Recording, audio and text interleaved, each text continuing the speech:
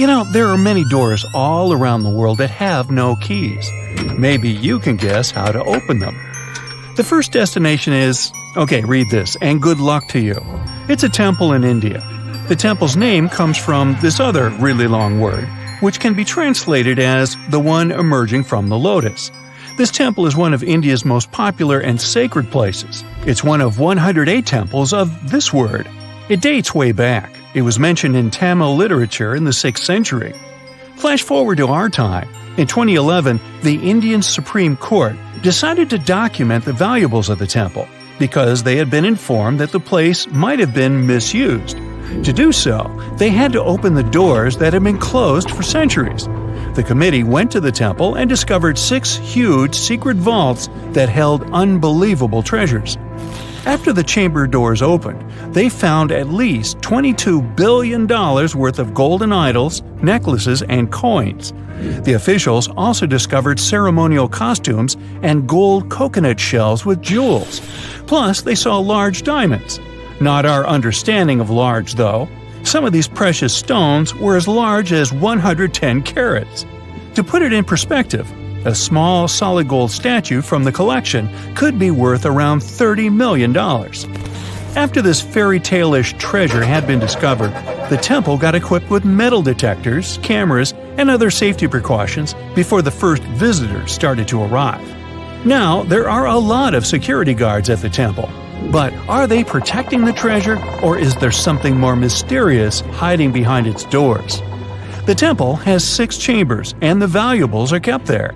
These rooms are named Chambers A through F. The expedition committee opened 5 of these vaults with significant effort.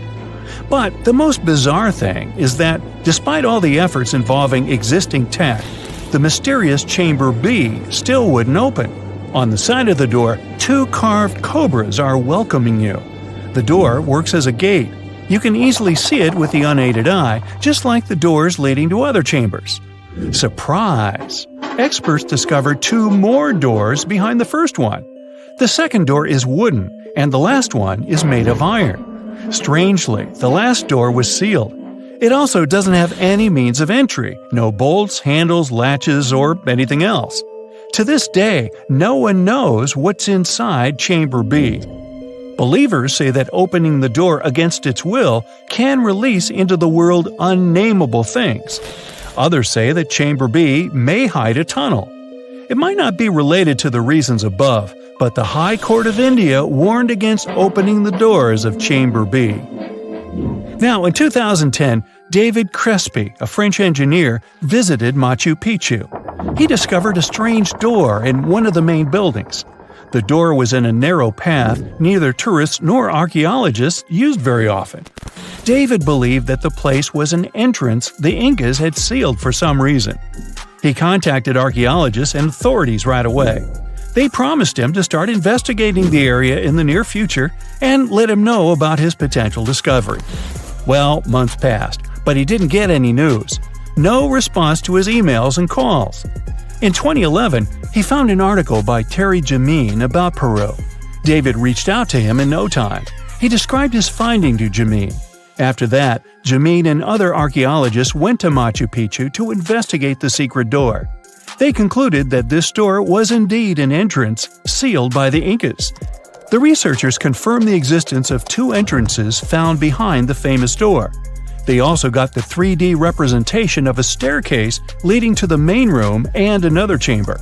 The analysis also revealed several cavities, among which there was a vast quadrangular room. Plus, georadars detected some metals. Those might be golden and silver objects. Jameen and his team thought this place was a chamber of pre-Hispanic times. They believed the door had been sealed by the Incas to hide something important. Maybe an enormous treasure, or something no less precious. Jameen also claimed that finding this chamber could lead to the discovery of a mausoleum. Jameen submitted an official request to the Peruvian authorities for permission to open the chambers. Yet, neither his application nor requests of other archaeologists have been approved so far. Authorities claim that opening this door could cause damage on the other sides of the archaeological site. Yet the use of an endoscopic camera has confirmed the hypothesis that the stone blocks at the entrance are only there to close the passage. They are not there to support the internal structures of the building. The third mystery is in Giza, Egypt. Explorers uncovered two secret doors inside the Great Pyramid. There are two tunnels, each around 8 inches wide, that go from the north and south walls of the Queen's Chamber. But the tunnels are closed by stone blocks before they reach the outside of the pyramid. So, where are they leading to? No one really knows the true purpose of these tunnels. Some archaeologists think these doors might be hiding a yet undiscovered chamber.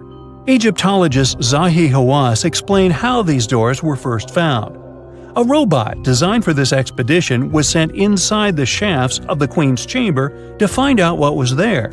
The research team attached a camera to the robot. The footage revealed that behind the stone door, there was another sealed door. The archaeologists were thrilled to see this door instead of just a dead end. The structure of the stone door blocks the other doors perfectly. Experts think it's an incredible bit of engineering.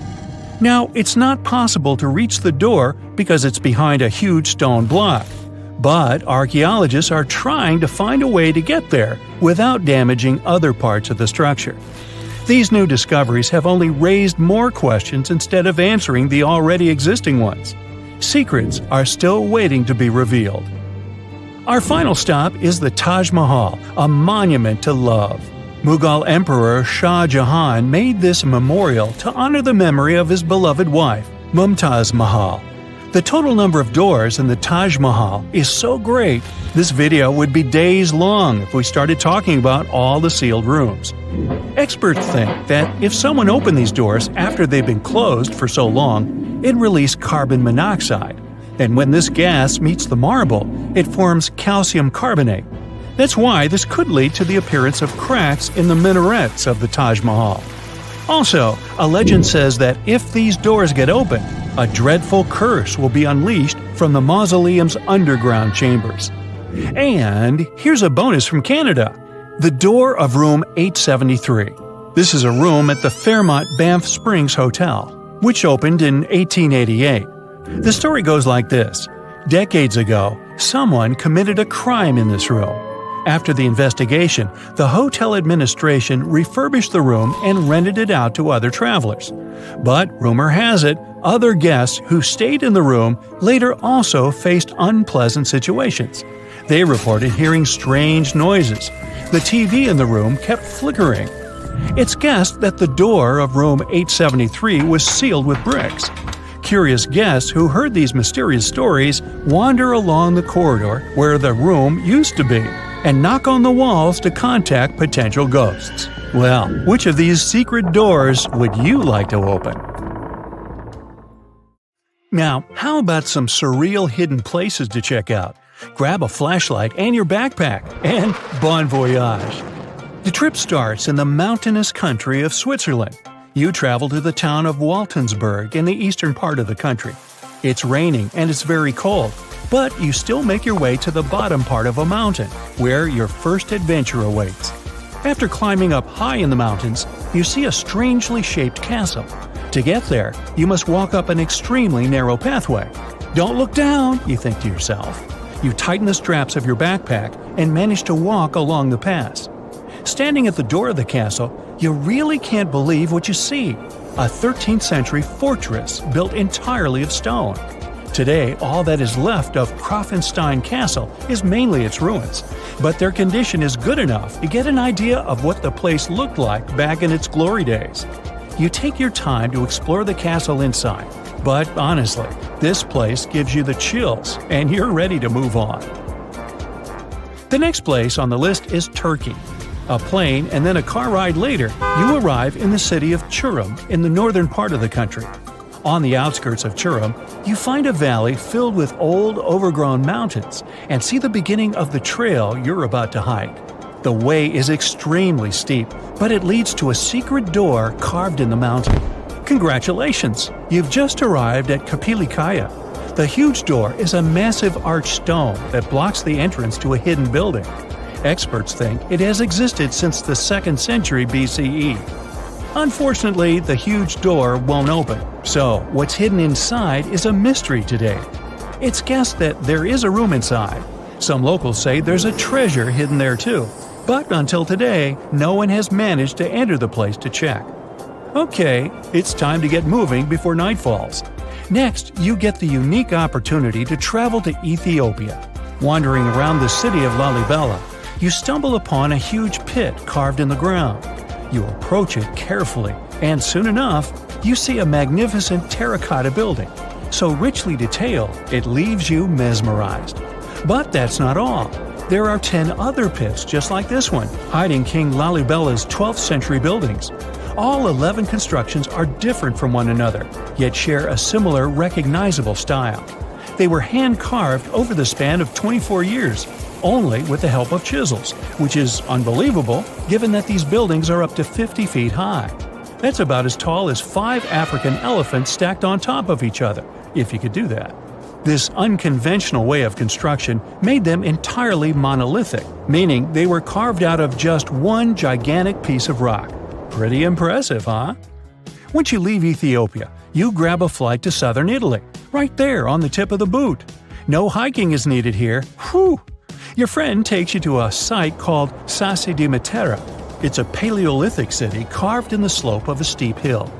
You might feel like you've traveled in time here, as local stone houses and ancient buildings are unlike anything you've ever seen before. The site, also known as De Sassi, is suspected to be one of the first human settlements in Italy, dating back to over 9,000 years ago.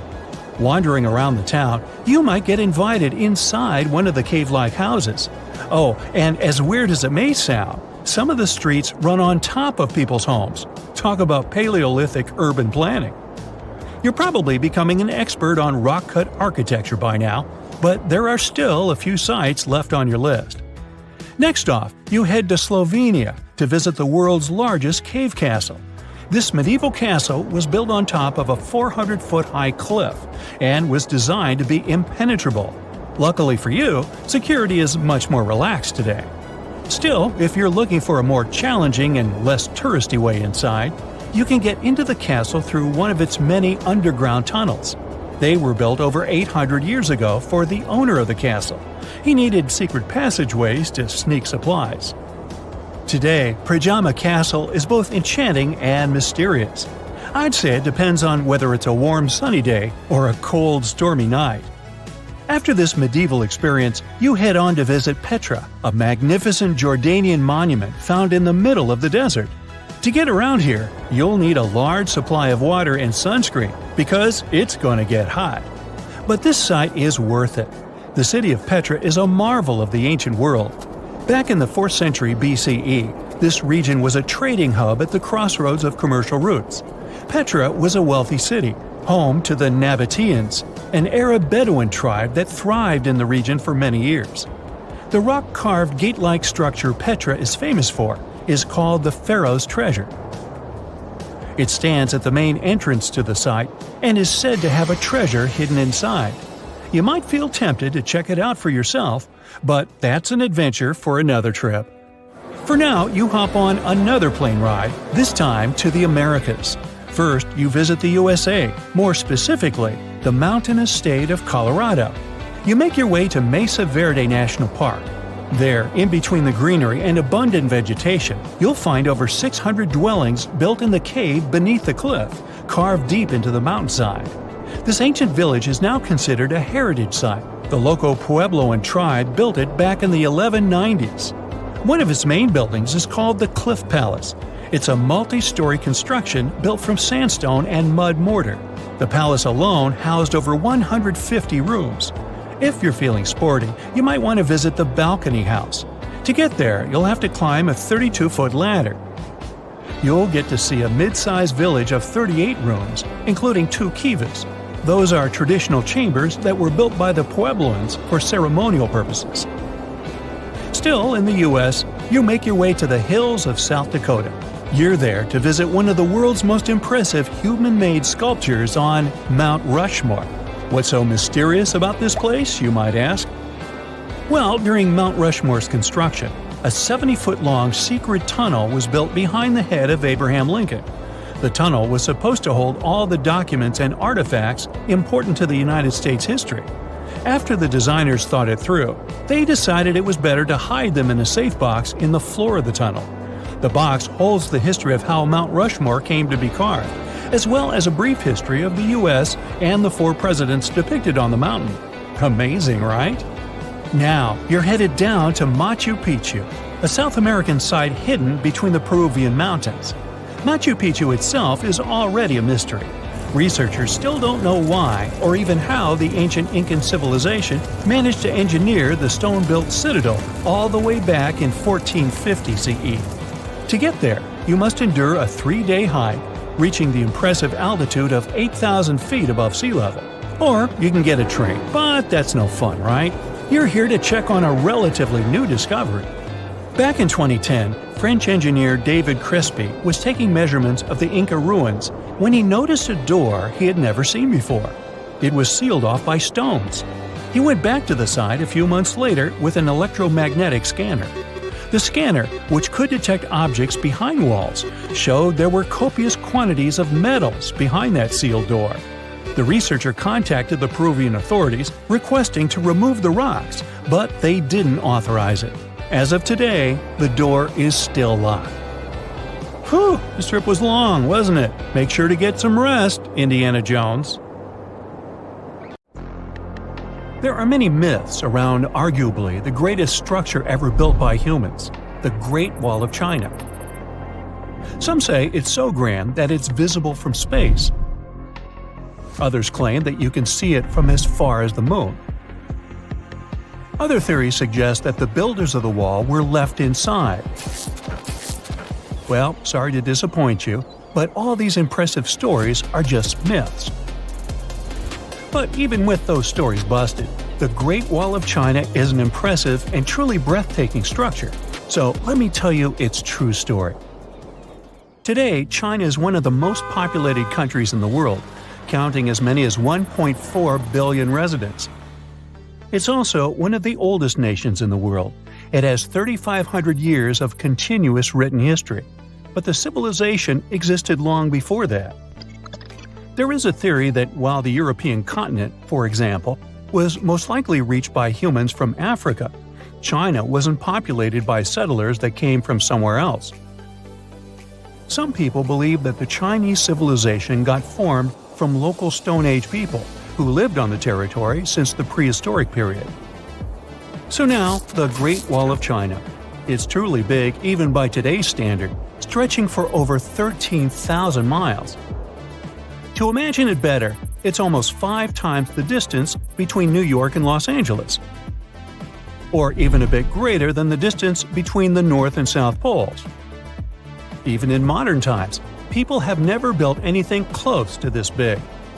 Of course, it didn't take a day to build the Great Wall of China. 2? Keep going. In fact, the wall was being built for centuries.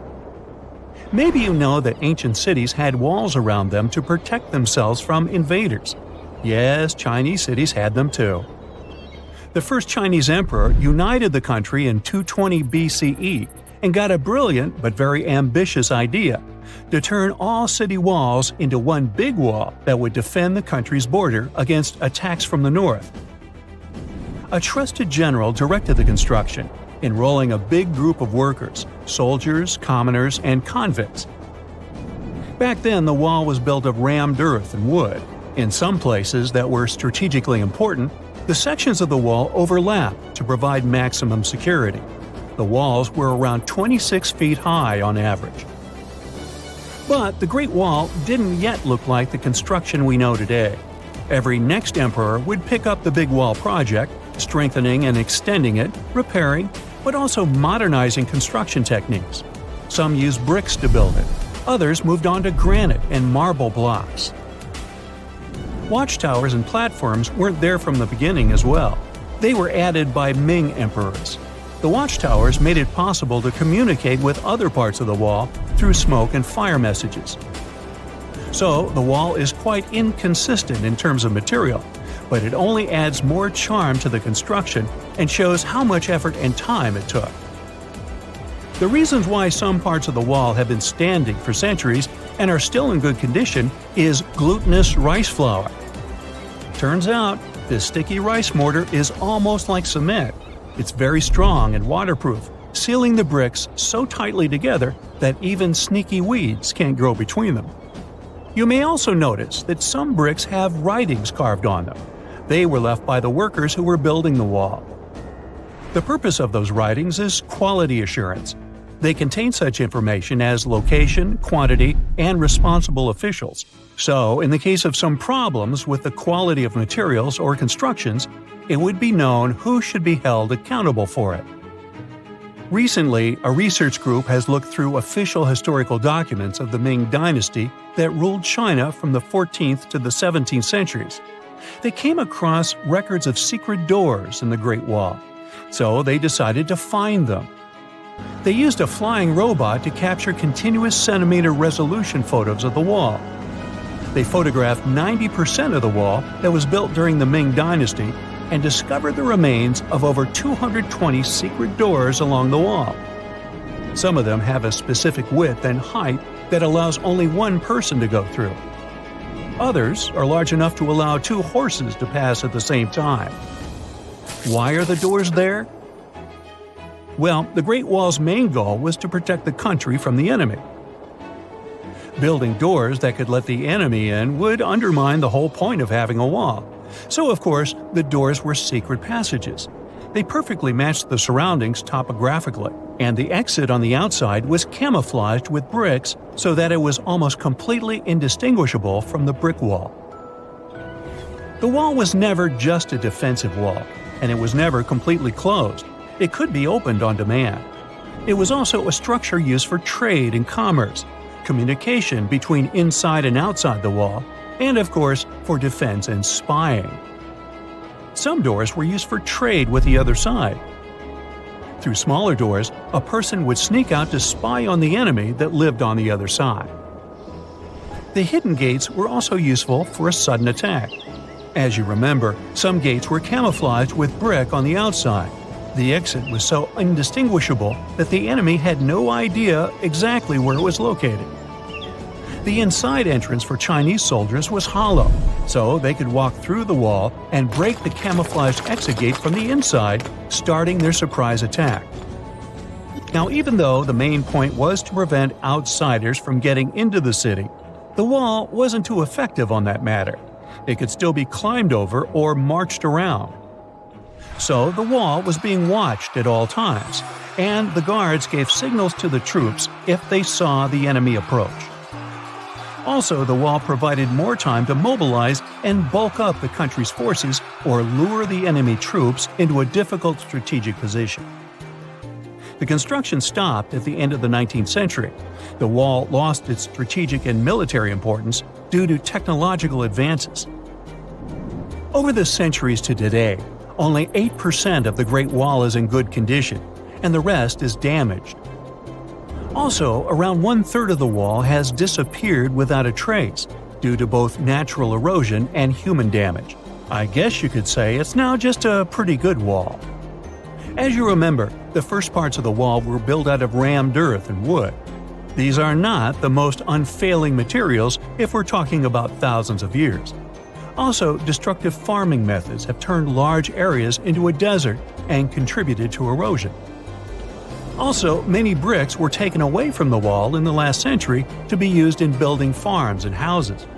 The wall is being deconstructed stone by stone even today, but this time by tourists.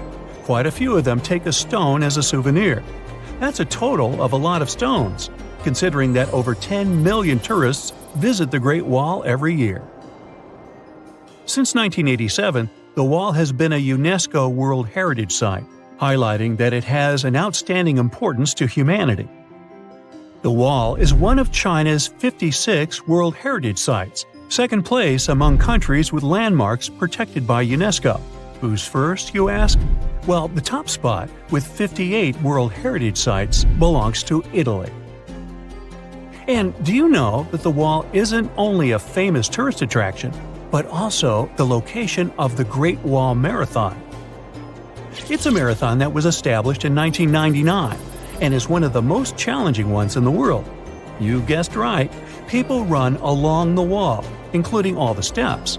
There are 3 distances, so that participants can run a full marathon that is 26 miles, a half marathon that's 13 miles, or just have a fun run of 5 miles. There are countless doors all over the world that haven't been opened for decades, and even centuries. The question is why? It seems that nowadays you can open any door you want. The truth is that some doors were sealed for a grave reason. And so far, nobody has found out what treasures and mysteries they hide. Here are 4 doors that keep their secrets all too well. The Taj Mahal. First up, we've got the Taj Mahal in India, one of the most romantic places in the world. Shah Jahan commissioned it in 1631 and dedicated it to his 3rd wife, who he loved like crazy. They were married for 19 years and had a whopping 14 kids together. But unfortunately, she passed away while giving birth to their last baby. Shah Jahan was heartbroken and decided to build an epic tomb to remember her by. The construction took a whopping 20 years to finish. The building has quite an interesting layout. The design is super unusual with these 4 massive 130-foot tall minarets that stand on the corners of a huge platform. They're not just there for looks. Back in the 17th century, architects were having some serious issues with buildings collapsing under their own weight. So, the chief architect of the Taj Mahal made sure to place those minarets as far away from the tomb as possible. And he even tilted them in a way so that if they did fall, they wouldn't wreck the rest of the Taj Mahal. Talk about planning ahead. The Taj Mahal is hiding some crazy secrets. There are sealed rooms all over the place that nobody is allowed to enter. And if you check out photos of the building from the riverside, you can spot 2 basements. But guess what? They're sealed up too. Nobody knows what's inside or why they've been locked up since the time of Shah Jahan. Apparently, there's a good reason why those rooms are off limits. Some researchers think that they were built using marble, which turns into a different substance called calcium carbonate if it's exposed to carbon dioxide. And when that happens, little bits of marble start chipping off like crazy. To make matters worse, there's no air flowing into these rooms. That means that if too much CO2 builds up in the basement, the 4 minarets could collapse. But wait, there's more. Some people think that the body of Shah Jahan's wife can be found in one of these sealed-up rooms in pristine condition. Why not? Who knows what the mysterious rooms might keep? The Great Sphinx of Giza. The Great Sphinx of Giza is shrouded in mystery. It's not just the largest monolith statue in the world, but it's also a hybrid creature with a woman's head and a lion's body that originates from Egyptian and Greek mythology. It's also very ancient. It's estimated to be around 4,500 years old. The construction of this marvel took about 3 years and required 100 workers who were not slaves and were treated with delicacies like sheep and goat meat. It is also thought that it used to be much more massive than it is now. Archaeologists found huge stone blocks and abandoned toolkits near the site. However, the real secrets of the Sphinx lie underground, near its paws. A group of scientists used a seismograph to detect 2 hidden chambers beneath the Sphinx's paws. Some people think that these rooms might be the legendary Hall of Records, which holds ancient scrolls revealing the secrets of the universe. I mean, that's way cooler than any library I've ever been to. Rumor has it that the Egyptians even had info on Atlantis stashed down there, which is like a super old version of a conspiracy theory. Unfortunately, we can't go on an adventure to check it out just yet. The chambers presumably have 2 entrances, but both remain sealed. The researchers haven't yet received the green light to check out their theory. Let's hope they won't keep us in suspense forever. Sri Padmanabhaswamy Temple. This temple is located in the beautiful state of Kerala in India. This temple is famous for more than just its breathtaking beauty. Underneath the temple there are 6 vaults, creatively named A, B, C, D, E, and F. The enormous iron doors to these chambers add to the mystery of what's behind them. A few years back, the authorities decided to open these vaults to the world, but it wasn't an easy task. You can't just open the doors and enter the vaults. It required a lot of work. It took them a while, but finally, in 2011, they opened 5 of the 6 chambers. And guess what they found? Tons of treasure. Bags of gold, precious gemstones, and priceless diamond jewelry. The estimated worth of everything found in the vaults is a whopping $1 trillion. It's like the temple was the real-life inspiration for Aladdin's Cave of Wonders. But wait, I said 5 of the 6. What happened to the last one? Vault B has remained closed, but not for lack of trying. They simply didn't manage to open it. There is even a belief that it's fatally cursed. Legend says that only a saint or sage can break the curse by chanting a specific mantra. But no one has been able to do this yet, presumably because we don't have saints or sages at our disposal. There is also rumor that in the 30s some temple invaders tried to enter Vault B to do some good old looting. But they never reached their target. Apparently terrible snakes materialized out of nowhere and chased the gang away. But of course, this is just an urban legend, and there is not proof of that. However, it is said that the Auditor General dealing with the temple claimed that Vault B had been opened at least 7 times since 1990, and nothing bad happened to anyone who entered. Who knows? Maybe we should send Indiana Jones to check it out. The First Emperor's Tomb. Deep under a hill, completely undisturbed and surrounded by dangerous traps, lies an ancient 2,000-year-old tomb. It belongs to Qin Shi Huang, the first emperor of China. He was born in the Qin state and became king when he was just a boy. But when he grew up and gained full power, he united the warring states ancient China was divided into by conquering them. After that, he created the Qin dynasty. When he died in 210 BCE, they buried him deep underground in a massive tomb. And when I say massive, I mean massive! Back in 1974, some farmers in Xi'an, China, stumbled upon something strange while digging a well, a huge terracotta soldier. This discovery led to an extensive archaeological dig that has continued for over 40 years, revealing a collection of thousands of clay soldiers. The unique thing about these soldiers is that each one has its own unique features, from hairstyles to facial expressions.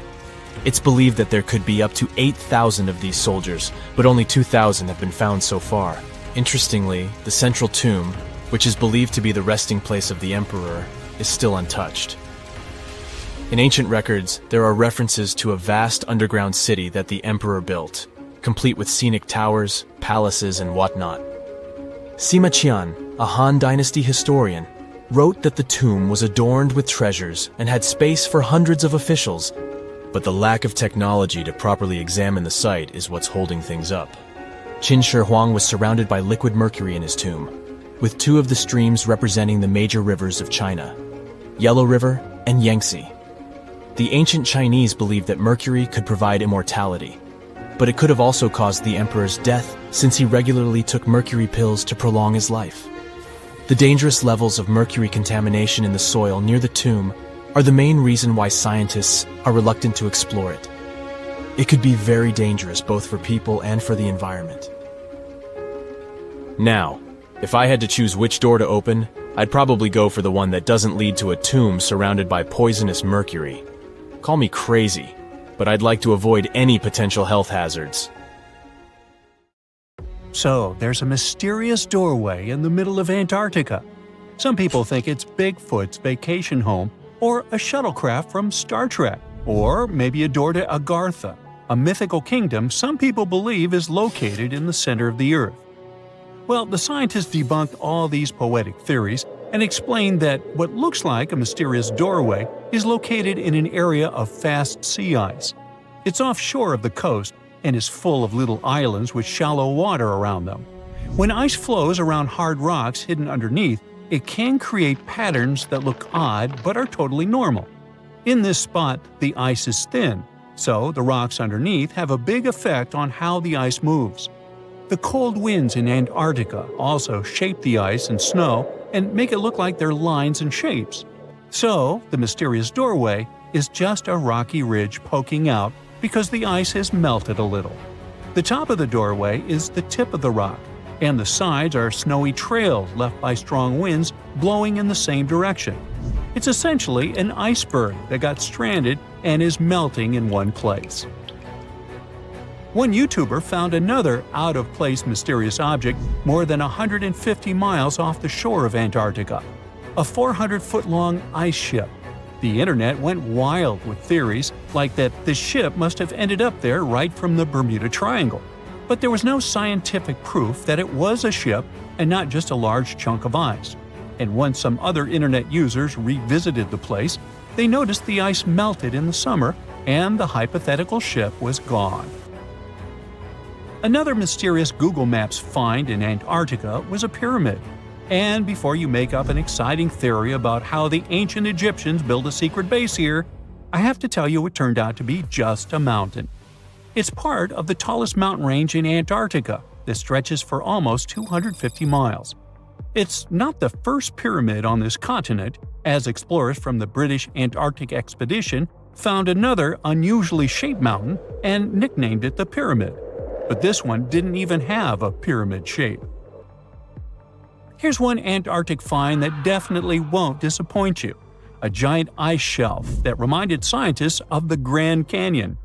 A special submarine robot named RAN covered over 600 miles under the thick ice and brought back some amazing footage of icy mountains, valleys, flat plateaus, and swirly patterns made entirely of ice.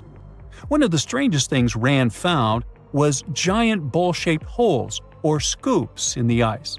Sadly, scientists lost track of the robot. They think that curious Wendell seals may have accidentally bumped into RAN and caused it to get stuck. To save energy, RAN probably shut itself down, and the scientists couldn't find it again. But the team is hoping to build a new robot and continue exploring this icy canyon to see how the patterns under the ice might change over the years. Another huge Antarctic canyon was found thanks to bad weather. A team of sound experts had to pause their work at the Casey Research Station in a storm. Instead of waiting around, they decided to use the unexpected free time to map the seafloor near Adams Glacier. And that's how they found a canyon that is almost 7,000 feet deep, almost 30,000 feet wide, and stretches over 28 miles away from the glacier. During the mapping, they discovered just part of the canyon before they had to go back to the research station. But when bad weather came in again, the ship went back and mapped more of the canyon. They were working in waves up to 13 feet high and super powerful winds, but they managed to get about 15 hours of data to complete their map. On the way back to Australia, they stopped one last time, and now they've got a full picture of the canyon. Studying it is helping scientists learn more about the history of glaciers and the interaction between the Antarctic ice sheet and the ocean. Now, there's a frozen lake in Antarctica called Lake Enigma. For a long time, people thought the lake was completely frozen solid. But during one expedition, researchers found that under the thick ice, there was a layer of liquid water about 40 feet deep. To learn more, they drilled through the ice and sent down a camera to explore what was hiding in the lake's depths. The lake's water, which they think comes from the nearby Amorphous Glacier through a secret underground pathway, was filled with strange microbial life. These tiny microbes lived in mats that covered the lake bed.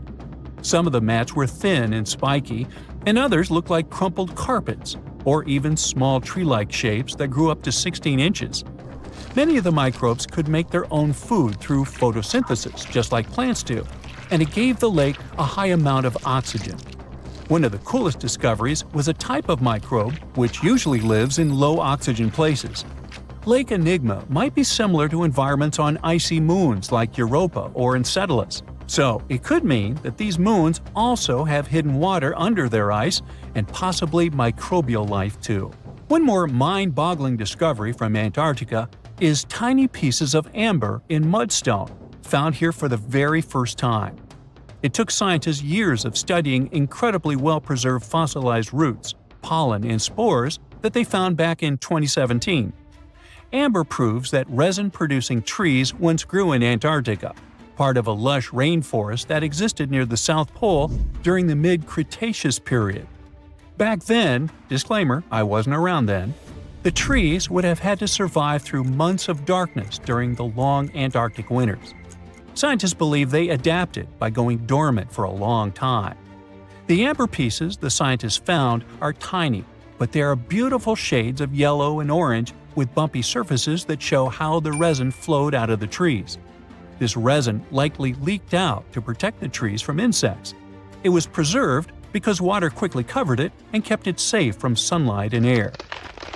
A scientist was browsing through satellite images for brown trails of penguin waste and found 4 new colonies of emperor penguins at the base of the globe. These new colonies likely have been around for years, though 3 of them are rather small, with fewer than 1,000 breeding penguins each. One of the new colonies was found close to a place called the Lazarev Ice Shelf, where there used to be a larger penguin colony. They thought this colony went extinct in 2019, but it seems the penguins have just moved a bit because of changing sea ice conditions. So studying them can help us learn more about how emperor penguins adapt to changes in the environment. Now, there used to be a giant river system in Antarctica 40 million years ago. Researchers found proof of it after studying soft sediments and hard rocks from the frozen seabed. They looked at tiny bits of radioactive elements, like uranium and lead, and learned that the deeper dirt came from the time of dinosaurs. The dirt closer to the surface was younger and had an interesting pattern, like the kind you see in river deltas today, such as in the Mississippi River or Rio Grande. Scientists found tiny signs of life in the sand. The river that once flowed here started in the Trans-Antarctic Mountains and traveled 930 miles before it reached the sea. Researchers kept studying newer layers of dirt from about 20 million years ago. They hope this will help them predict what the Earth's weather patterns might be like in the future. Have we found another civilization? Is that a door to someone's home on another planet? Can we peek through the windows? After all, it was NASA's Curiosity rover that sent this image to Earth, and right now, this rover is exploring the surface of Mars. Unfortunately, astronomers were fast to disappoint us. They claimed that it was just a natural part of the Martian landscape. There are several clues that made them think it wasn't a real door. For example, it's tiny, a mere 3 feet high. But it might simply mean the Martians aren't that tall, you may object. But scientists keep insisting that what looks like a door is actually an opening in a rock created by natural forces, like winds and erosion. The thing is, if you look at the rock attentively, you may notice strata, the layers of silt that stand out because they're harder than the surrounding material. These strata dip here on the left and a bit higher on the right. They likely appeared around 4 billion years ago in a river or a wind-blown dune. Since the strata became visible, powerful Martian winds have eroded them even more, and now you can see that they disappear inside the door. And look at this. See those cracks? Yeah, those. That's how rocks weather on the red planet. This small cave probably formed when several fractures crossed the strata. A pretty large boulder might have fallen out under its own weight, and this created the door-shaped opening. Now, this theory is quite plausible, because even though the gravity on Mars isn't as strong as on Earth, it's still strong enough to do it. Besides, see that rock to the right of the opening? It has a suspiciously smooth vertical edge. It must be the culprit. It probably fell out not so long ago, and Martian winds haven't got rid of it yet. And winds on Mars can be exceptionally powerful. This planet is infamous for its intense dust storms. Sometimes they kick up so much dust that you can see it through a telescope on Earth. Such storms occur every year and cover continent-sized areas. They also last for weeks at a time. But besides these annual storms, there are even larger storms that happen much more rarely, but they're more powerful and way more intense. Those are called global dust storms because they encircle the entire planet. But even if you got caught in the most severe storm on Mars, it wouldn't be as terrible as you might think. The wind speed on the worst Martian storms reaches 60 miles an hour tops. Hurricane-force winds on our planet can be twice that speed. You should also keep in mind that the atmosphere on the red planet is 1% as dense as the atmosphere on Earth. That's why, if you decided to fly a kite on Mars, you'd need the wind to be much faster than on Earth.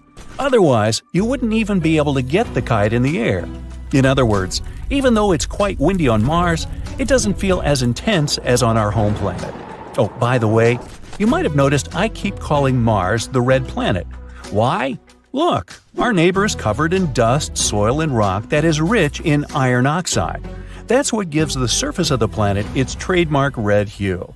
And look, there's the trademark. Nah, just kidding. Mars is the 4th planet from the Sun. Not so far away from the star, you might say, and still, it's a cold and deserted world. The average temperature on its surface is minus 81 degrees Fahrenheit.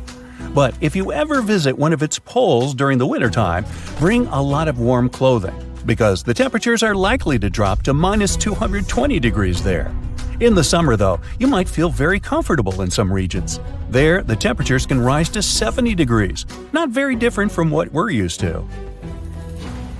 Mars is one of the most explored space bodies in the solar system. At the moment, NASA has 2 rovers roaming the red landscapes, Curiosity and Perseverance. There's also one lander called InSight and helicopter Ingenuity, nicknamed Ginny. Perseverance is the most advanced and largest rover ever sent to another world. The journey to the red planet took 203 days, and Ginny traveled to Mars attached to the belly of Perseverance. Sounds cozy. And now, I'm going to tell you something really curious. Let's say you're a Babylonian who lived around 5,000 years ago. Babylonia was an empire in ancient Mesopotamia. Just think back to 6th grade. Anyway, your neighbor comes up to you and says, "What day is it today?" And what do you answer? "It's Mars Day." Wait, what? When the ancient Babylonians created the week, they decided to divide it into 7 parts. Each day got named after some space body, like the Moon, the Sun, Venus, and so on. Mars Day was on Tuesday. The Babylonians believed that each of these space objects influenced their lives on the day named after it. And since Mars was red in color, they associated it with aggression. That's why on Tuesdays, they had special ceremonies to avoid the influence of the unfriendly planet. Indeed, Mars might seem unfriendly to a tired traveler. Its atmosphere is very thin. Its volume is a near 1% of the atmosphere on Earth. In other words, there's 99% less air to breathe on the red planet. Mars's atmosphere is mostly made up of carbon dioxide. At such high concentrations, it's toxic for us humans. And if you were looking for some oxygen to breathe on Mars, you'd come away empty-handed. There's only 0.1% of oxygen in the air on the red planet. That's definitely not enough for you to survive there. At the moment, Mars has 2 moons, Deimos and Phobos. Astronomers think they may be asteroids once caught in the gravitational field of the planet. The moons are shaped like potatoes. That's because their mass is too little for gravity to give them a spherical form. Potatoes, eh? Maybe they should be renamed mashed and au gratin. One day, Mars will get a ring of its own. It might happen in the next 20 to 40 million years. Will Brightside be there? Stay tuned. Mars's gravitational forces will tear apart the planet's largest moon, Phobos. Hey, it really will get mashed. Some chunks of the former moon will crash into Mars, and others will break apart and create the ring around the planet. This ring might exist for at least 100 million years. The surface of Mars is cut by a huge canyon system known as Valles Marineris. Sounds like a pasta sauce. If it were on Earth, it'd stretch all the way from New York to California, over 3,000 miles. At its widest part, the largest canyon on Mars is 200 miles, and it reaches 4 miles at its deepest point. If you still have difficulties imagining the sheer size of this natural phenomenon, here you go. Valles Marineris is 10 times the size of the Grand Canyon on Earth. Now, since we're on the subject of gigantic things, let's talk about Olympus Mons. This is the largest volcano in the solar system, and it's on Mars too. It's 3 times as tall as Mount Everest on our planet, and that's the tallest mountain above sea level. And the base of Olympus Mons is as large as the state of New Mexico. Now, scientists think there could have been water on Mars in the past. What made them think so? They found lots of ancient river valley networks and lake beds on the surface of the red planet. Plus, on Mars, there are minerals and rocks that could only form in liquid water. Mars might even have experienced terrible floods 3.5 billion years ago. These days, there's still some water on the red planet, but Mars's atmosphere is too thin for this water to stay in its liquid form on the surface. Now, it only exists in the form of water ice. You can find it just under the surface of the planet in its polar regions. The only place where this water is visible is at the North Polar Ice Cap. Also, sometimes, salty water flows down crater walls and hillsides, and there are tiny quantities of water in the planet's atmosphere, but it only exists as vapor. So, as a vacation spot, I think I'll pass. A comfortable abode with a gorgeous view of the Mediterranean Sea will serve as a perfect rain shelter. Well, this is what a real estate advertisement might have looked like for Neanderthals 100,000 years ago. Welcome to the weird and wonderful caves you could live in, or not. Of course, back then, neither real estate and advertising had been invented yet. Never mind the fact that Neanderthals couldn't build houses and often lived in caves. Yet, one of those caves looks an awful lot like a residential building. It's situated inside a high limestone cape called the Rock of Gibraltar. If the Neanderthals had had an economy, the caves inside this rock would have cost a bundle. Navigators discovered it in 1907. They just spotted a big hole inside the fortified rock. For many years, scientists have studied this place and found some traces of Neanderthals. They discovered ancient tools in the cave and bones of old animals. But the coolest thing was, they found 4 caves inside the rock. It was like a residential complex. Neanderthals lived alongside neighbors and helped each other hunt and fish. They created feather decorations and painted abstract drawings on the walls. Imagine our ancient predecessors hanging out in these caves 100,000 years ago. And now, scientists hang out there and study the primeval past of Neanderthals in detail. At the end of 2021, archaeologists uncovered a gap inside one of the caves leading to an unknown tunnel. They crawled through this hole and opened a new space under the cave roof. This place has been closed off from the outside world for over 40,000 years. And it seems it was one of the most prestigious apartments in the entire mountain complex. It has high ceilings with ancient stalactites. The ruined stone curtains divided the apartment into several rooms. Scientists also found the remains of ancient animals and scratches on the walls. It seems that Neanderthals had never lived here, but they used to visit this place. Archaeologists found the shell of a sea snail called dog whelk. One of the Neanderthals brought it here for some reason, but the primary owners of this place were hyenas. These caves show that Neanderthals were closer to humans than to monkeys. They had a way of life and even some customs. There's still a lot of work ahead, and scientists hope to find new rooms inside this rock. Meanwhile, in 2003, archaeologists discovered another early dwelling on the Isle of Flores in Indonesia. Among the green jungle, they found a cave with ancient tools. At first, everyone thought the human ancestors lived here, but then scientists discovered an unusual skeleton of an adult. A thorough analysis showed the skeleton belonged to a 30-year-old woman, 3.5 feet tall, just above the waist of an average adult. The woman's weight was equal to the weight of an adult shepherd. The skeleton didn't belong to Neanderthals or Australopithecines. It was a new unknown species, which scientists call Homo floresiensis, or simply the Hobbit. Also, there were remains of unusual ancient animals in the cave. It was an elephant the size of a cow, some large storks, and giant rats. Archaeologists have found out that hobbits were not the owners of this place. The main inhabitants were the rats the size of a cat. Maybe they were fighting the hobbits. Some analysis shows that Homo floresiensis wasn't our direct ancestor. They were in a separate branch of evolution. The hobbit skeleton looks more like that of a monkey than of modern humans. In 2009, in the dense jungle of Vietnam, archaeologists discovered Son Don, the largest cave in the world. If you go inside the cave and shout, you'll hear your echo a long time. In some places, the height of this cave reaches half the height of the Empire State Building, and the total area is larger than one central block of New York. Son Don is one of the 3 caves in the Vietnamese jungle. Many intricate mazes connect these caves. Inside, you can find unique plants and trees that live separately from the outside world. It's a real underground jungle.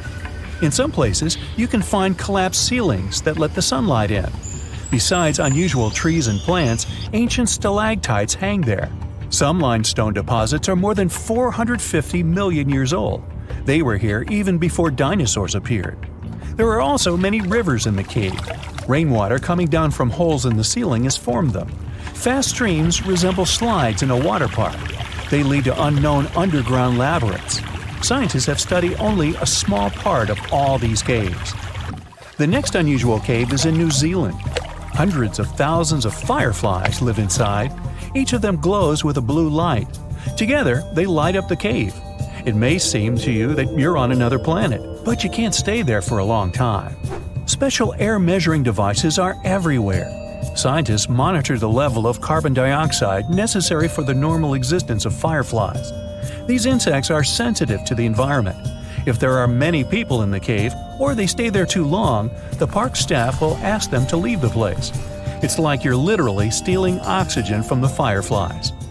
We've seen some pretty amazing caves so far, but how about a scary one? We're going to the desert of Yemen's Al-Mara province. What we're looking for is not a cave, it's just a black hole in the ground, right in the middle of the desert. It's big, the size of a basketball court. It's not its size that could scare you, but what's inside. Scientists are still not sure what it is. From the depths of this black abyss, a disgusting smell of rotten eggs constantly comes out, and sometimes you can hear some strange, frightening sounds. The blackness of the giant hole in Yemen absorbs all the sun's rays, so you won't see what's there even with a powerful flashlight. People flew over this place by helicopter. They filmed using drones and the most powerful lenses, but they didn't catch anything except darkness. It looks like a big ink spot in the middle of golden sand. The locals are afraid to approach this place. They believe the cave leads to another dimension where evil creatures live. At the moment, the giant hole in Yemen is one of the most poorly studied and mysterious phenomenon of nature. How did it appear? How old is it? Where does it lead? Scientists are trying to find the answers to these questions. There are theories that the hole appeared because of construction work. Geologists drilled the soil nearby in search of minerals. It could have caused fluctuations in the Earth's crust and collapsed the surface. But no one can prove this theory, yet. And now, imagine a place where sunlight has not penetrated for more than 5 million years. There's little oxygen, and it's cold and damp. Still, life is born in this place, not only microbes and bacteria, but also something bigger. The living conditions in this cave are very different from the usual ones, so, in a sense, this cave is like another planet. It's the Movil Cave in the southeast of Romania, near the Black Sea. The entrance is a small hole in the ground. Inside, a tunnel leads deep below the surface. The levels of hydrogen sulfide and carbon dioxide are above normal inside the cave. The air here is half as much oxygen as on the surface. People can't be here without an oxygen mask, but other creatures living here can. The cave is home to 48 species of living organisms. 33 of them are unknown. Here you can meet some unusual insects, white snails and white spiders, millipedes with huge whiskers, transparent shrimp, and unique species of leeches. They all live here thanks to the little bacteria autotrophs. They absorb carbon dioxide and release food particles. Bacteria feed on it. Other larger organisms feed on these bacteria, and some bigger organisms eat those little ones. In the end, everyone gets food. In this cave, evolution has created a biological system separate from the rest of the world.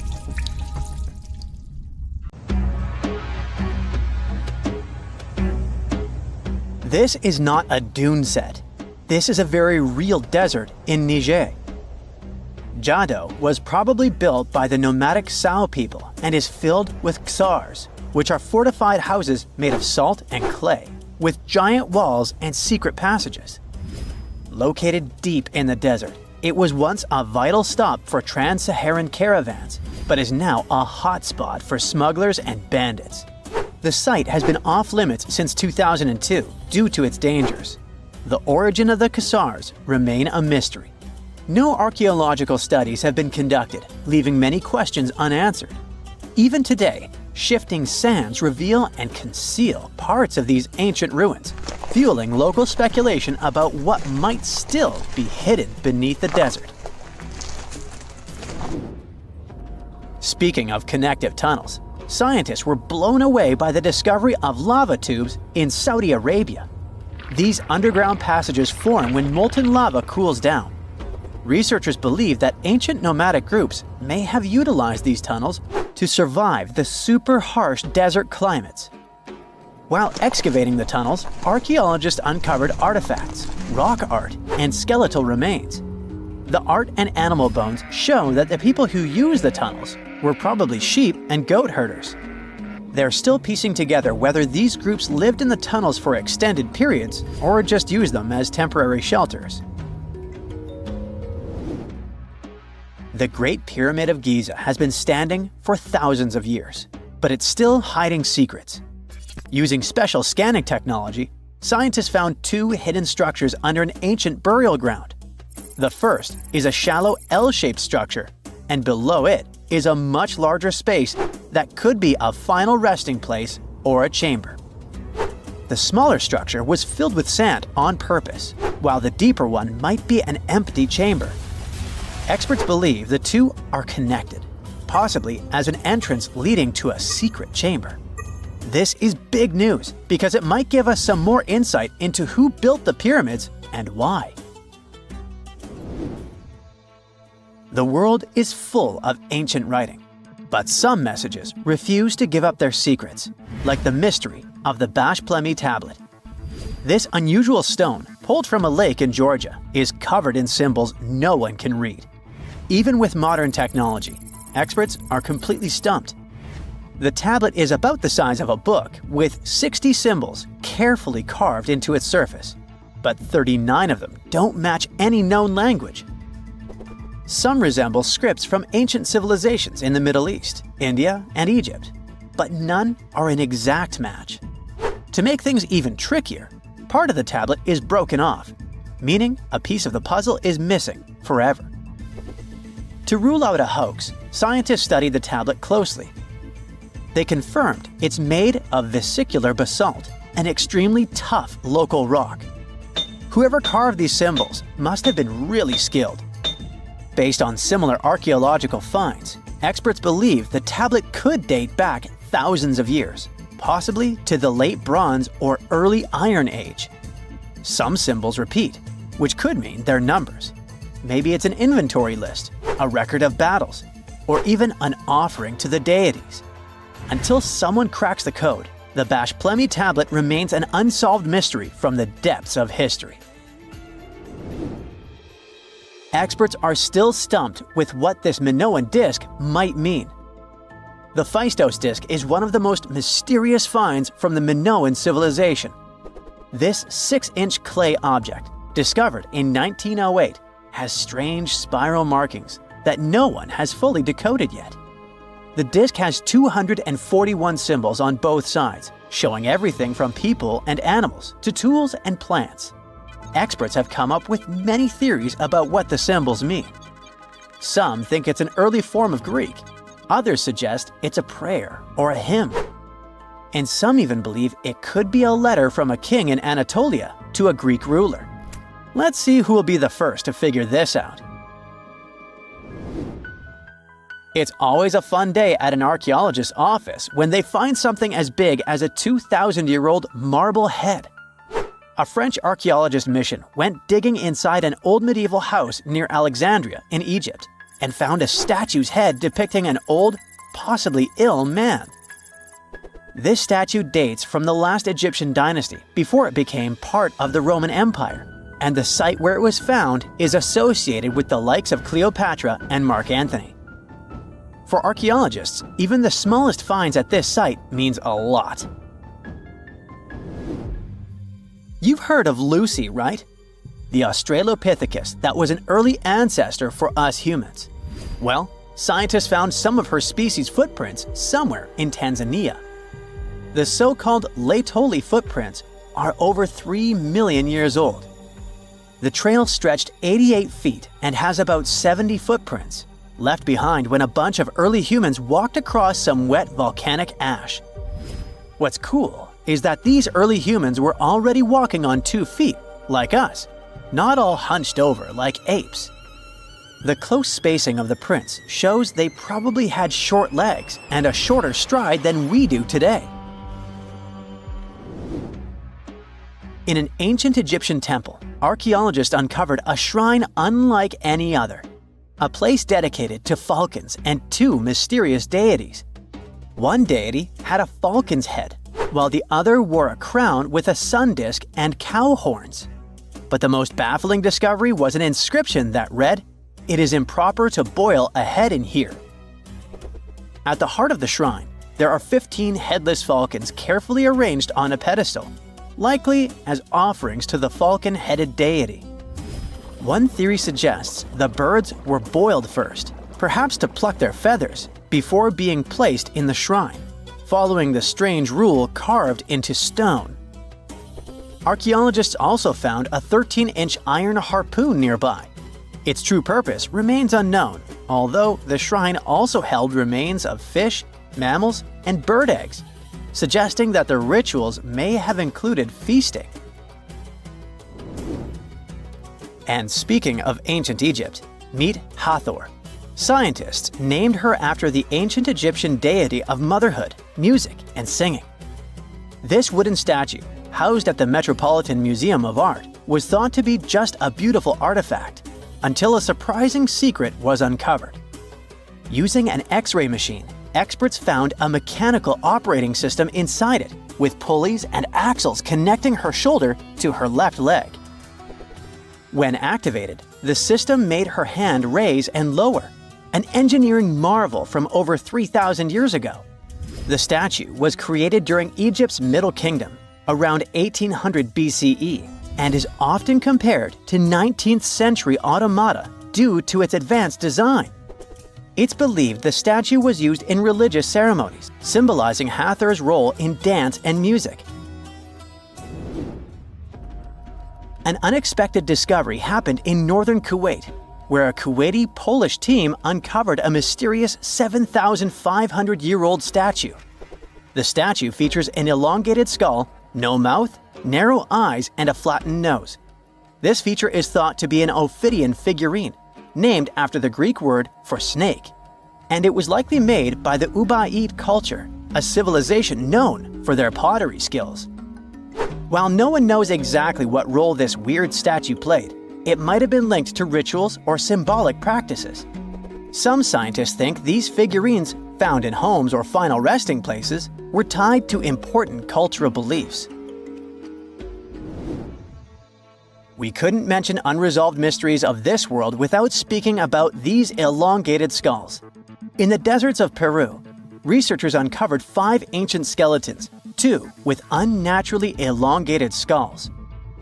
While head shaping was common in many cultures, these skulls defy explanation. Local legends tell tales of the so-called gentiles, a mysterious race banished underground by the powerful deities. Some say this is what the skulls represent. Others think this is some type of genetic anomaly, which was confirmed after finding an infant skull, too large to be artificially shaped.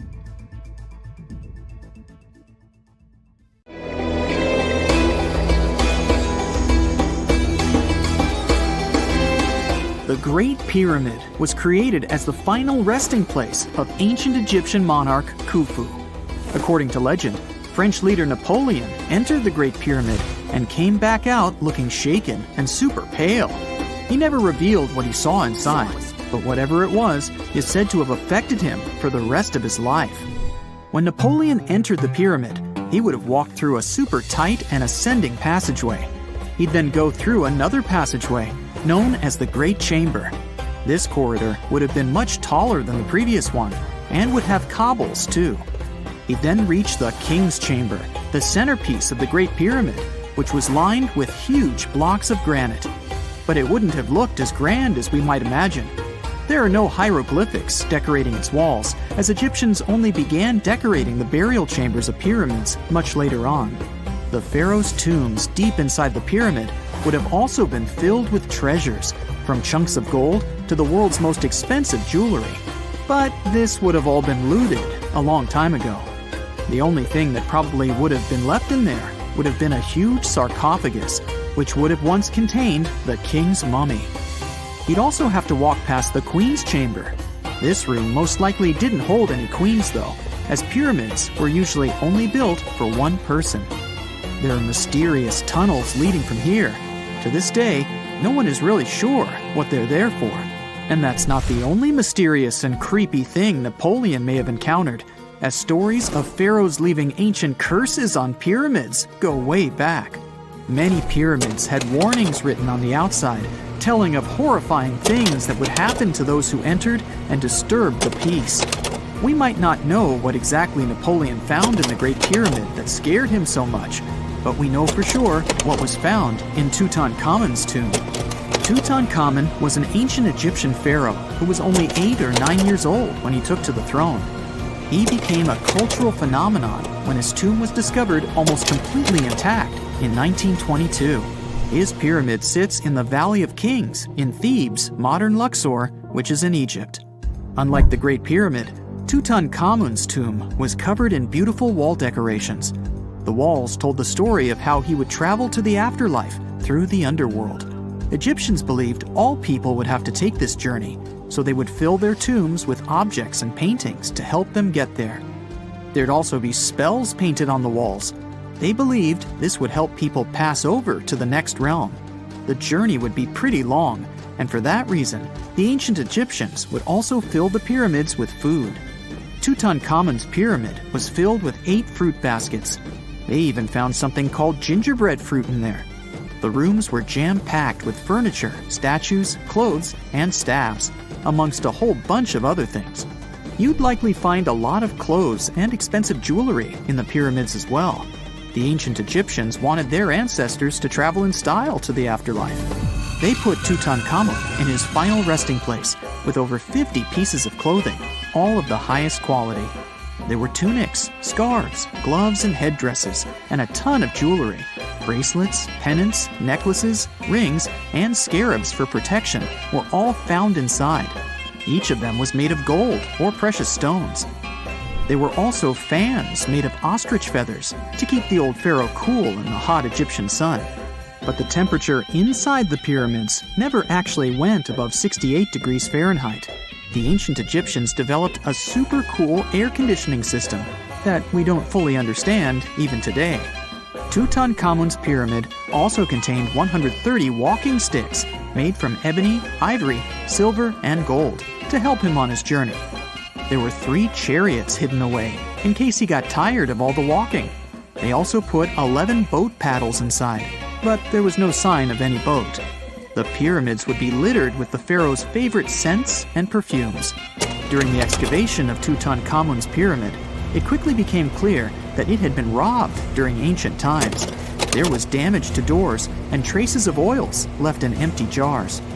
It looks like someone raided the pyramid for gold and the scents, perfumes, and oils that had been left for King Tut. There was still a bit of perfume, which was made from coconut oil and frankincense, left in one bottle. It seems like Pharaoh Tutankhamun loved board games. There was an ivory traveling set of senet in his pyramid. Although we don't know for sure exactly how to play it, we have figured out it was sort of an ancient Egyptian version of backgammon. It looks like it was a 2-player game where the goal was to knock your opponent off the board. Not really sure who Tutankhamun's mummy was supposed to play with, though. The ancient Egyptians had some rituals that may seem pretty strange to us. For example, they used to shave their eyebrows off if they ever lost a cat. So it's not too surprising they put some really weird things inside pyramids. Archaeologists discovered a collection of mummified cats and scarab beetles in pyramids that date back more than 4,000 years. They were found in the pyramids of Saqqara, which is south of Cairo. They also found a bunch of makeup kits and mirrors inside. Makeup was worn proudly by both men and women in ancient Egyptian times. Eyeliner was the most popular cosmetic. The Rosetta Stone was one of the best discoveries ever made in pyramids. It was found by our man Napoleon Bonaparte and his team. It's a black granite rock that dates back to 196 BCE. It's transcribed in Greek, Demotic, and hieroglyphic. When it was translated in 1822, we got the key to understanding ancient Egyptian hieroglyphics for the very first time. The discovery of Queen Hatshepsut's mummy in 1903 changed our understanding of the Egyptians forever. After she had passed away, her successor, Thutmose III, removed most of the evidence of her reign, so we basically knew nothing about Egypt's first great female leader. She's now gone on to become one of the few and most famous female pharaohs of Egypt. Pharaoh Khufu even had a fully fledged boat in his pyramid. Archaeologists uncovered more than 1,200 pieces of a giant boat near the Great Pyramid at Giza. They reassembled the boat, and it's a whopping 144 feet long. It's most likely a solar boat, which was designed to carry the resurrected king with the deity Ra. Fun fact, the Pyramid of Giza is the last remaining of the 7 wonders of the ancient world. The other 6 are the Hanging Gardens, the Colossus, the Temple of Artemis, the Mausoleum, the Lighthouse, and the Statue of Zeus. This pyramid was also the world's tallest man-made structure for 3,800 years, and it's the biggest pyramid in Egypt. It took a staggering 2.3 million blocks of limestone, and some weighed as much as 80 tons. It took an incredible 100,000 laborers and a whopping 23 years to build. Its original height was a mega 480 feet. In 2017, archaeologists discovered something weird about Egypt's Great Pyramid. There's a hidden void that's at least 100 feet long, and no one really knows why it's there or what's actually inside it. The weird void is the first inner structure discovered within the 4,500-year-old pyramid since the 1800s. Scientists used cosmic rays to detect the massive hole, but are still no closer today to finding out what's inside. The ancient Egyptians took a lot of care building the pyramids, and everything was strategically placed and structurally sound, so it's super unlikely that this hole is due to blocks falling over time. Loads of pyramids also contain small model figurines called ushabti. These represented attendants. They believed they would come to life to serve the pharaohs in the afterlife. But it's amazing that all this stuff actually fit inside. There isn't actually a huge amount of space inside the structures. It's mostly just rock. Not many civilizations are as mysterious as ancient Egypt. A powerful empire that lasted over 3,000 years. It gave us pyramids that still stand and myths that still inspire. It's one of the most explored places on Earth, yet somehow, we still find exciting stuff. In Abydos, archaeologists just uncovered a 3,600-year-old royal tomb. It's huge! It has golden hieroglyphs of deities covering the entrance, but the pharaoh's name? It's not there. It's missing. Who was this ruler? And what new chapter could this open in Egypt's story? If there's one place in Egypt where the line between life and demise feels thinner, it's Abydos. To the ancient Egyptians, this was sacred ground. They believed it was the burial place of Osiris, the god who literally passed away, had his remains separated, and came back to life to rule the underworld. Because of that, Abydos became Egypt's spiritual gathering place. Pharaohs built amazing temples here, like the Temple of Seti, famous for its King's List, a wall that has the names of 76 pharaohs carved in it. Pilgrims came from across Egypt, leaving offerings and participating in Osiris festivals, where his demise and rebirth were ritually reenacted. It wasn't just symbolic worship, it was Egypt's version of Comic-Con. But instead of cosplaying superheroes, people reenacted gods coming back to life. Obviously, pharaohs competed to be buried as close to Osiris as possible. Abydos became part cemetery, part holy city, part afterlife insurance policy. Fast forward thousands of years, and we still uncover remarkable stuff around Abydos. That's the case with the recently discovered tomb. In early 2025, a joint team of researchers from the US and Egypt decided to dig beneath a rocky rise ominously called Anubis Mountain. You remember Anubis, the jackal-headed deity who guarded cemeteries. The uncovered royal burial was hidden 23 feet below the surface. Sadly, even though it eluded archaeologists for so long, robbers had already taken away with treasures ages ago. They could definitely tell this was a tomb of someone super important. Similar to how you can walk around a mansion with no furniture but still deduce that someone rich must have lived there. The chamber had mud brick vaults rising over 16 feet. That's taller than a female giraffe standing upright. For something built 36 centuries ago, it still felt enormous. However, when you remember that Egyptians were masters of architecture, nothing seems surprising. So no treasures, no golden mask, and sadly, no name. The cartouche that should have spelled the king's identity was unreadable. Egyptian tombs usually bragged about who was inside. In ancient Egypt, a cartouche was basically a big oval name tag for kings wrapped in hieroglyphs. Think of them as VIP passes that worked in both this life and the next. Without it, your soul couldn't check into the afterlife hotel. That's because to the Egyptians, your name, your ren, wasn't just so your teacher could distinguish you from kids with the same haircut. It was a core part of who you were. As long as your ren survived, so did you. To have your name forgotten was considered a fate worse than passing away. A soul cannot journey without a name. That's why you'd see cartouches all over the place, on temples, obelisks, jewelry, statues, and tomb walls. It wasn't there just for the marketing. It kept the pharaoh's presence front and center everywhere you looked. Imagine building a massive tomb only for 3,600 years later to walk in and go, who is this guy again? Not cool at all. That's why it's fair to imagine our nameless pharaoh haunting the robbers for all eternity. So yeah, cartouche was considered very significant. One of the most famous and mind-blowing examples comes from the tomb of Thutmose III. His burial chamber and sarcophagus were literally shaped like a cartouche. In other words, the entire room was a living architectural symbol of his name. Thankfully, in the recently discovered tomb, not everything was erased. Painted in golden hues at the entrance were two familiar guardians, deities Isis and Nephthys. Isis was the magician who stitched Osiris back together and breathed life into him.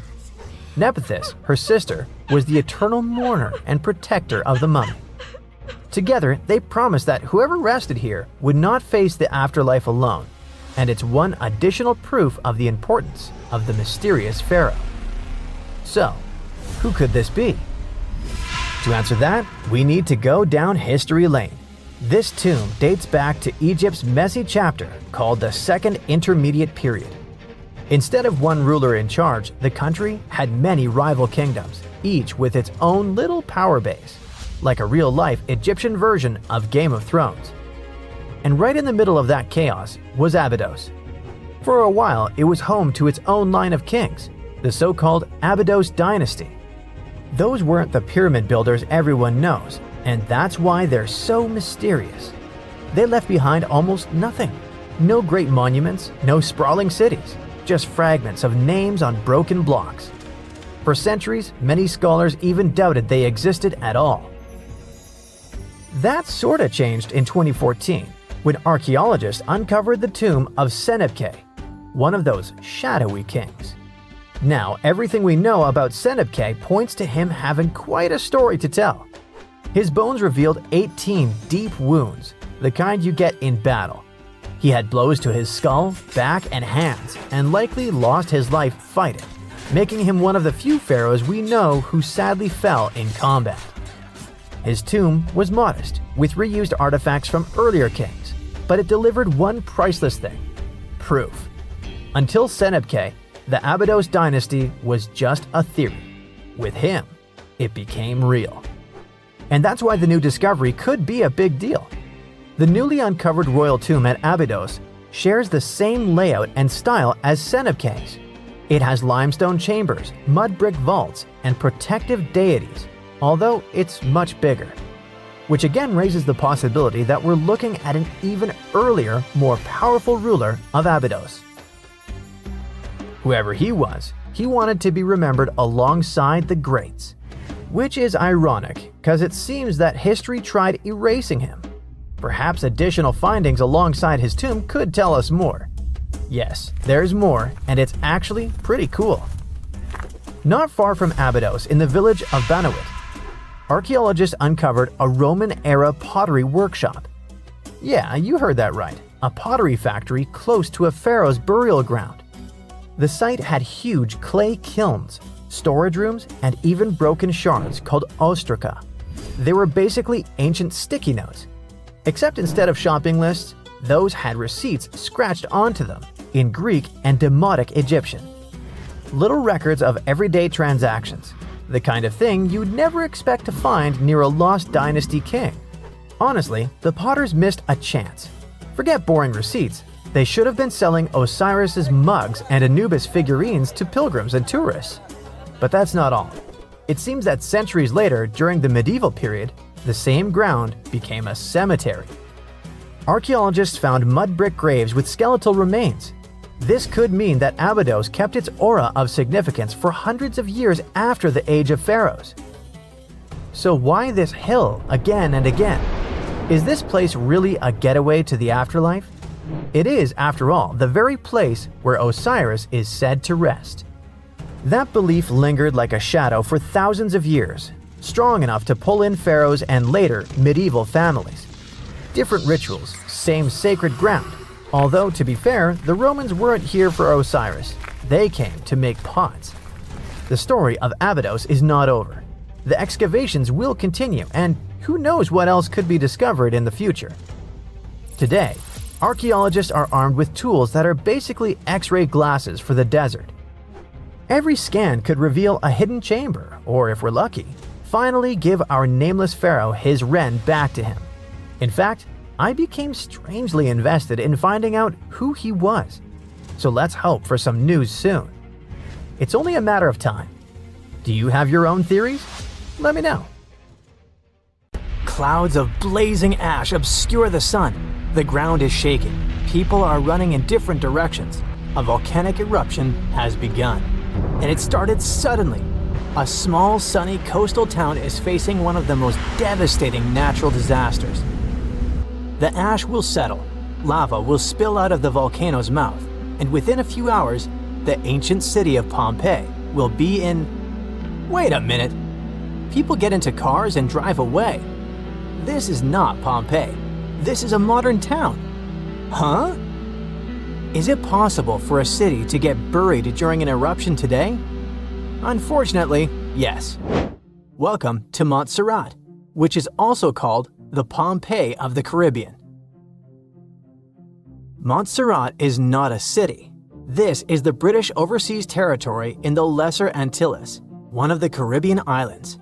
It has the Soufriere Hills volcano that turned the lives of many residents of the capital, Plymouth, into a nightmare in 1995. But what kind of place is this, and why do people live here at all? The Montserrat area is not very big. It's about 6 times smaller than the Chicago area, and there aren't many people living here. Before 1995, the population of Montserrat was about 15,000 inhabitants. It's not a lot, but the island gathered several different cultures, as it was inhabited by the Irish, Africans, and indigenous people. Montserrat is one of the youngest volcanic islands of the Lesser Antilles. Before 1995, the Soufriere Hills volcano erupted here in the 17th century. Many years had passed since then, so people were not very worried about its new awakening. They rested, worked, had fun, went boating to other islands, and all this continued for about 300 years. Then, the serene paradise life ended. In 1995, seismic activity began. It continued for several months and led to an explosive eruption in 1996. Fortunately, no one got hurt, but the real disaster hit in June 1997. Something bad started happening at the top of the Soufriere Hills. At an altitude of about 3,000 feet, the volcano began spitting out ash clouds, rocks, and hot gas, releasing its boiling innards, which were rapidly falling down the steep slope. The locals were terrified. Some people had evacuated from the island by that time. They had to leave their homes and sail away, but some locals stayed and didn't survive. The pyroclastic flow destroyed many buildings, streets, and roads. In case you didn't know, the pyroclastic flow is a dense, thick mix of volcanic ash, lava, and hot gases that moves as an incandescent mass at high speed. It burns and destroys everything in its path. On that day, the pyroclastic flow was moving at 62 miles per hour, with its temperature reaching around 1470 degrees Fahrenheit. Imagine boiling water. Pretty hot, isn't it? and the temperature of that pyroclastic flow was almost 7 times higher. One part of the inhabitants of the island moved to its northern part, and the other migrated to the neighboring islands. Since then, Plymouth has become a ghost town. Thanks to the solidified magma, you can see buildings that seem to have particularly sunk through the ground or are stuck in textures. The streets are deserted, and the roads are covered with a thick layer of volcanic mass. After the eruption, only 1,000 people stayed on the island. There are about 4,500 people living there now, all of them in the northern, safe part. The southern side of the island is now called the exclusion zone. It's divided into 5 parts: A, B, C, F, and V, the most dangerous area. Why is it dangerous? Because the volcano is still active. Periodically, it spits out clouds of ash. It can erupt with devastating force at any moment, but that doesn't stop thrill seekers. Montserrat attracts many tourists who like to walk in the picturesque areas near the active volcano. People also love the ghost town. The roofs of houses, spires, and the remains of the clock tower stick out of the solidified lava. Broken windows with torn curtains and dilapidated former hotels attract many tourists. You can enjoy the beautiful tropical northern part of the island and see the apocalyptic picture in its southern part. Locals actively promote tourism and advertise their home as the Pompeii of the Caribbean. Would you like to visit this place? Living next to a volcano is quite risky, but how about living inside a volcano? Near 220 miles south of Tokyo, there's a beautiful island of Aogashima, most of which is occupied by an active volcano. But how can people live inside a volcano and not be afraid? The answer is simple. This place is too beautiful. Besides, the last major eruption occurred there at the end of the 18th century. People don't live right inside the crater, that would be too much. A small settlement is located inside the outer wall of the crater, far from the geothermal activity and quite far from the dangerous peak. But it's still a pretty extreme place to call home. The population of the island is about 170 people, and they're not going to leave. Here you can find only one shop, one post office, free camping, and a couple of guest houses and 3 bars. It sounds pretty cozy considering that all this is located in a green paradise. But in 1785, this paradise resembled Pompeii during the infamous catastrophe. According to stories and remaining records, the first tremors occurred on May 18 or so. It was a warning of the impending disaster. At that time, 327 residents lived in Aogashima. It's not known whether they attached importance to the small earthquake, but they continued to live peacefully for another couple of weeks. The volcano's activity increased. The disaster was inevitable, so evacuation from the island began on June 4. Unfortunately, it was too late. There were earthquakes, terrible roars, and streams of hot lava that covered trees, roads, and houses. Many didn't survive that day.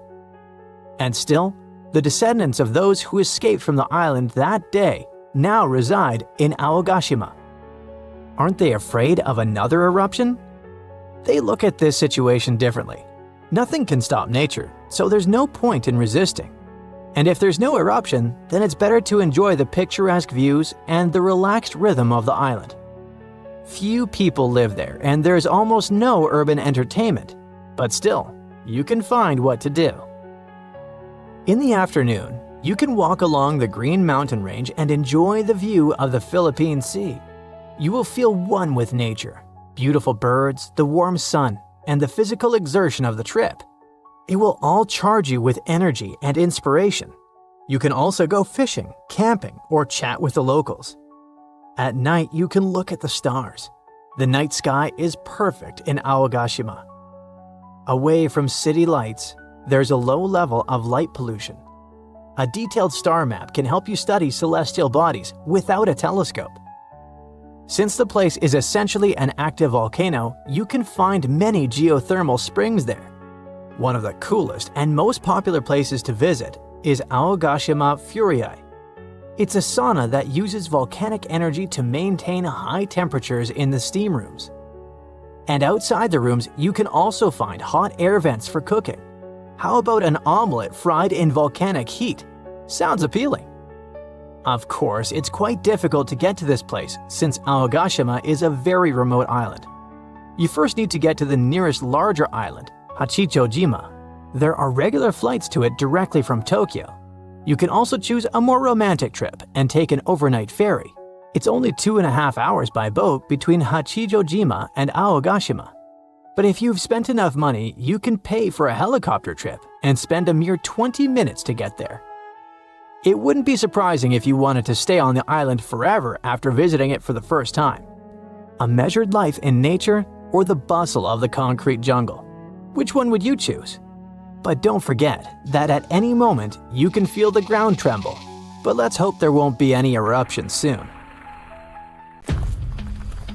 They finally did it. After 300 years of searching, archaeologists pinned down the location of the lost land of the white jaguar, the city of Maya hidden in the wild jungles of Mexico.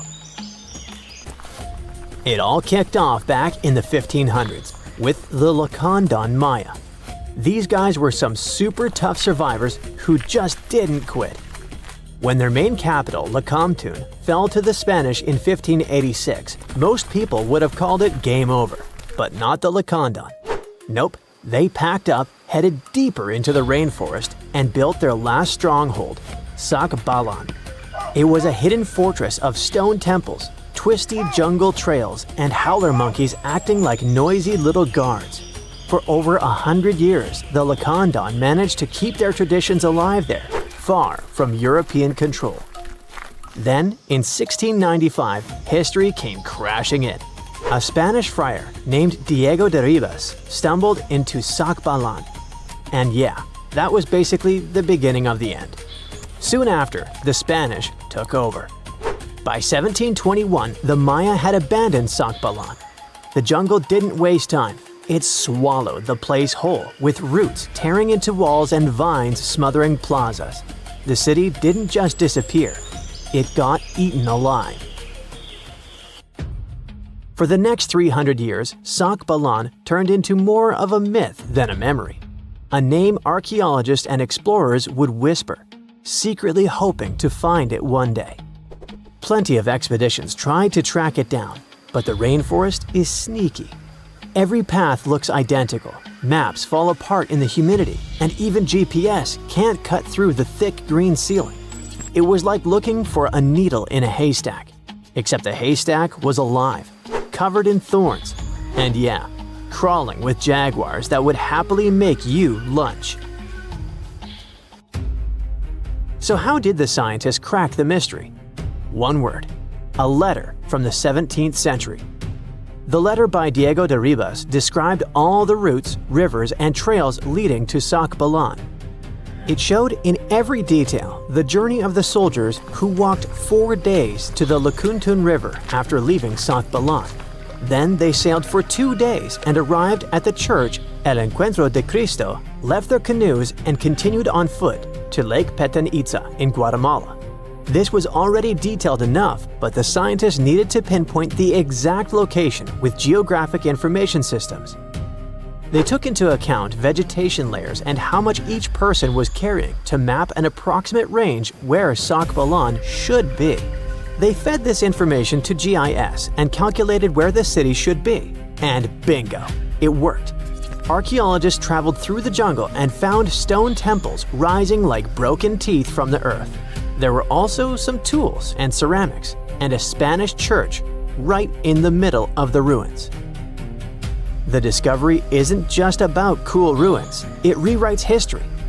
For decades, people assumed the Lacandon simply scattered after Lacamtun fell, but Sakbalan proves they regrouped, fought, and preserved their culture for over a century more. It's like discovering the final chapter of a book we thought ended too soon. There's also irony here. The Spanish friar who revealed Sakbalan helped doom it. Yet his letter, centuries later, also helped save its memory. Today, the ruins sit inside a biosphere reserve, protected by the same jungle that once hid them. Tourists can't just waltz in. It's raw, tangled, alive. The city breathes again, but on its own terms. Scientists just uncovered another lost city buried under the thick jungles of Mexico. It had been hiding there for 600 years. The place is called Gengola, and it's massive, about 360 hectares with more than 1,100 buildings, 2.5 miles of defensive walls, its own network of roads, and a super organized city plan. Because it was so deep in the jungle, you'd never realize how huge it really was unless you spent years hiking through it. But modern tech swooped in to save the day, using LiDAR, a kind of laser scanning tool. Researchers flew over the site, and in just 2 hours, they had a full 3D map of the entire city. Gengola was built sometime between 1350 and 1521, back in pre-Columbian times, and it used to be buzzing with life. It was a major hub for the Zapotec people, who had been around in the region since about 600 BCE. Families there lived in homes with big central patios surrounded by rooms, and as they got new members, they just add more rooms and stretch their houses out. They even used the mountains around them as natural walls and channeled mountain water for drainage. A lot of their buildings are still standing, which is wild considering how much time has passed. By the late 1400s, the Zapotec were real powerhouses along the Pacific coast. They even fought off the Aztecs, who were constantly trying to expand. At Gengola, they survived a brutal 7-month siege. But even though hiding in the mountains kept them safe, it wasn't perfect. They didn't have enough fresh water or farmland to feed everyone. Just 12 miles away, the smaller city of Tehuantepec had what they needed. So the Zapotec moved there right before the Spanish arrived in 1521. What the scientists have seen so far is just scratching the surface. That LiDAR scan revealed more than 1,000 buildings, and archaeologists are planning years of research to figure it all out. Instead of digging everything up and risking damage, they'll use advanced scanning tech to keep studying the city safely. Alright, now let's hop across the world to Egypt, where archaeologists stumbled on a whole lost city called Imet, tucked away in the eastern Nile Delta. The place was buried under layers of mud, water, and time, hiding in a swamp that's been shifting and changing for thousands of years. Scientists first noticed it from way up high in faint little clusters of mud brick foundations in satellite images. The shapes looked shaky and ghost-like, but too neat to be natural. So they followed the patterns down on the ground, started digging, and the city started coming back to life. They found multi-story tower houses, basically mini skyscrapers of the ancient world. They had multiple floors, thick foundations, and could handle some serious weight. That kind of vertical living is super rare in Egypt, especially outside the Nile Delta. It showed that people in Imet weren't just spreading across the land, but stacking upward, which means the city was packed, carefully planned, and way more urban than anyone thought for that time. And it wasn't just fancy housing either. Archaeologists also uncovered a grain processing center with paved work areas, animal pens, and organized spaces for food production. Clearly, this was a city with a real economy running behind it. Not far from there, they spotted a ceremonial road that once led to a temple for Wadjet, Imet's patron deity. But later on, other buildings got plunked down over the road, which shows that Wadjet's worship faded over time. Still, the ruins coughed up some amazing relics, a green faience little funerary figurine, and a stela showing Harpocrates perched on crocodiles and gripping snakes. He was the Greek spin on Horus, deity of silence, secrets, and the newborn sun. And there was even a bronze sistrum, an ancient Egyptian musical instrument decorated with twin heads of Hathor. Turns out, Imet was active from around the 4th century BCE onward, stretching from Egypt's late period into the Roman era. Its location along trade routes made it a magnet for merchants and pilgrims visiting Wadjet's temple. So it wasn't just hanging on, it was thriving, connecting, trading, and adapting with the times. And this isn't just another dusty ruin. Imet is giving us a window into everyday life, religion, and urban planning in the Delta, which we've always known way less about compared to the big pyramids and tombs. Some mountains look so picture-perfect that you'd swear they were hand-sculpted by a divine architect. And the thing is, you're not that wrong if you think so. Wait, did someone really build mountains? Hidden deep in the Amazon rainforest, there's a bizarre cone-shaped peak that raises that exact question. And halfway across the world, there's a landscape that looks like someone spilled a massive bag of Hershey Kisses across a green field. No, you can't make this stuff up. Get ready to learn what would happen if a Hershey's Kiss and the Road to El Dorado movie had a baby in real life, because we're diving into two of the most mysterious and oddly satisfying natural formations on Earth, Cerro El Cono in Peru and the Chocolate Hills in the Philippines. One might be an ancient lost pyramid, and the other turns into chocolate every year. Well, sort of. Let's start with El Cono.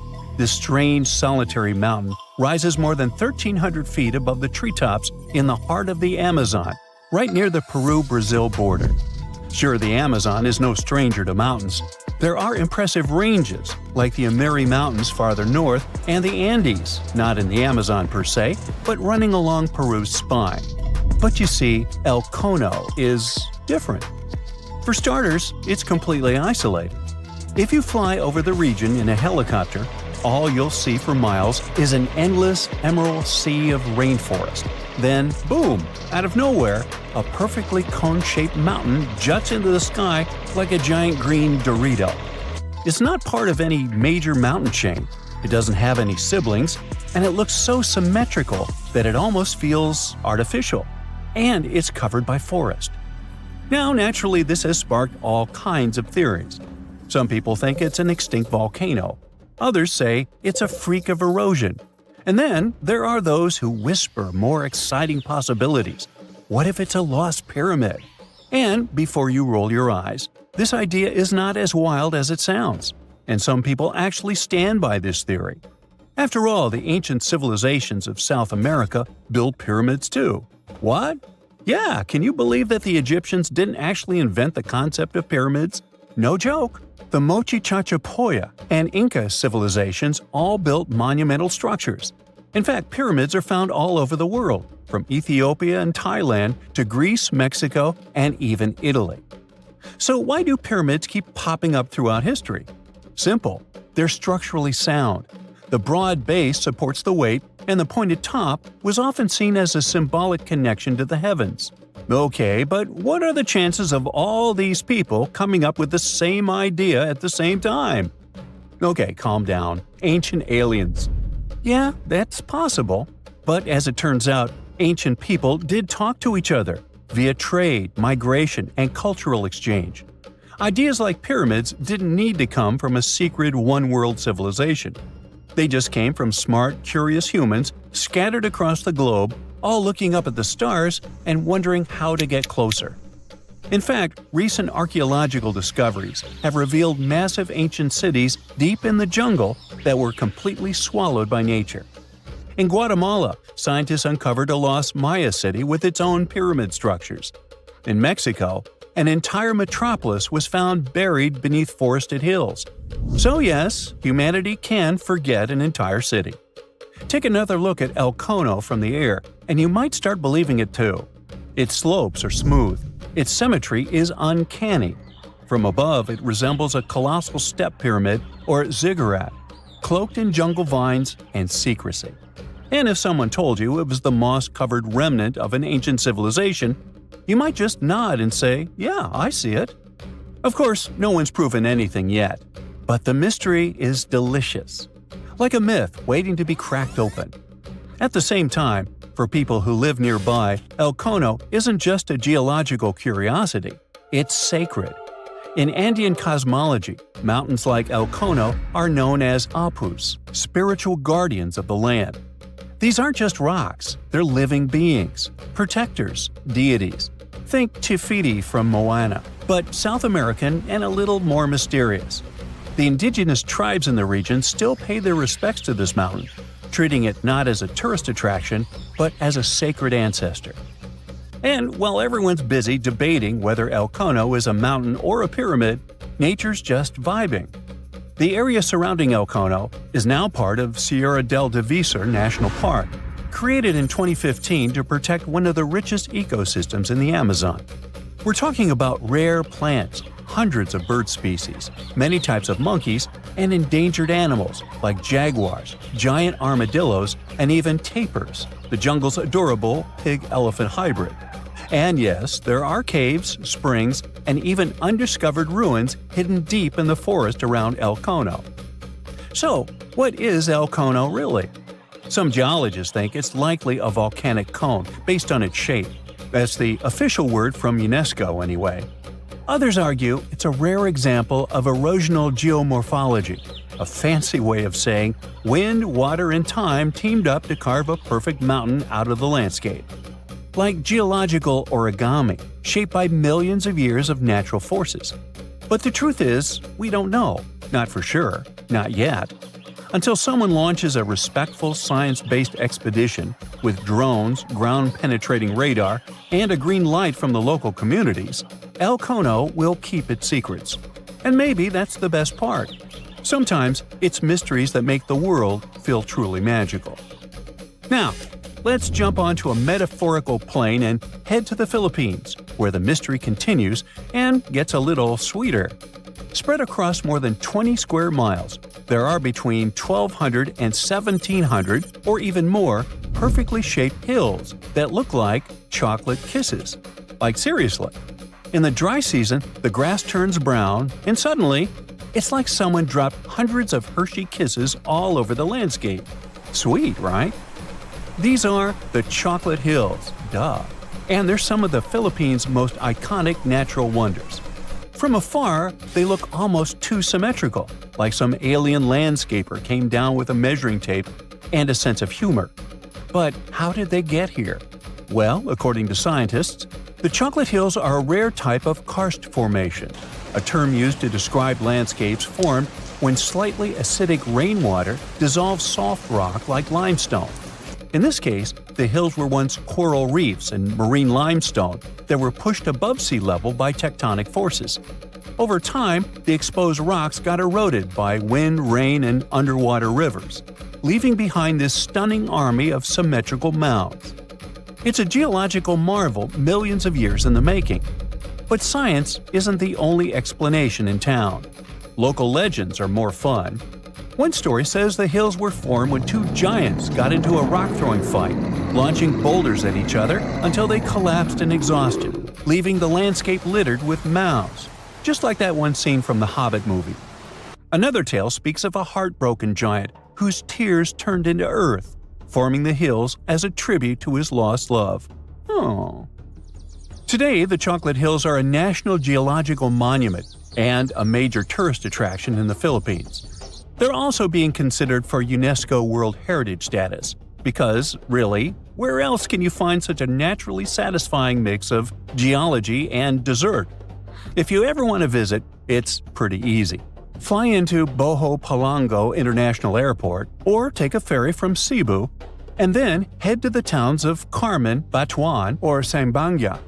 There are designated viewing decks, eco-parks, and even ATV tours that will let you explore the hills up close.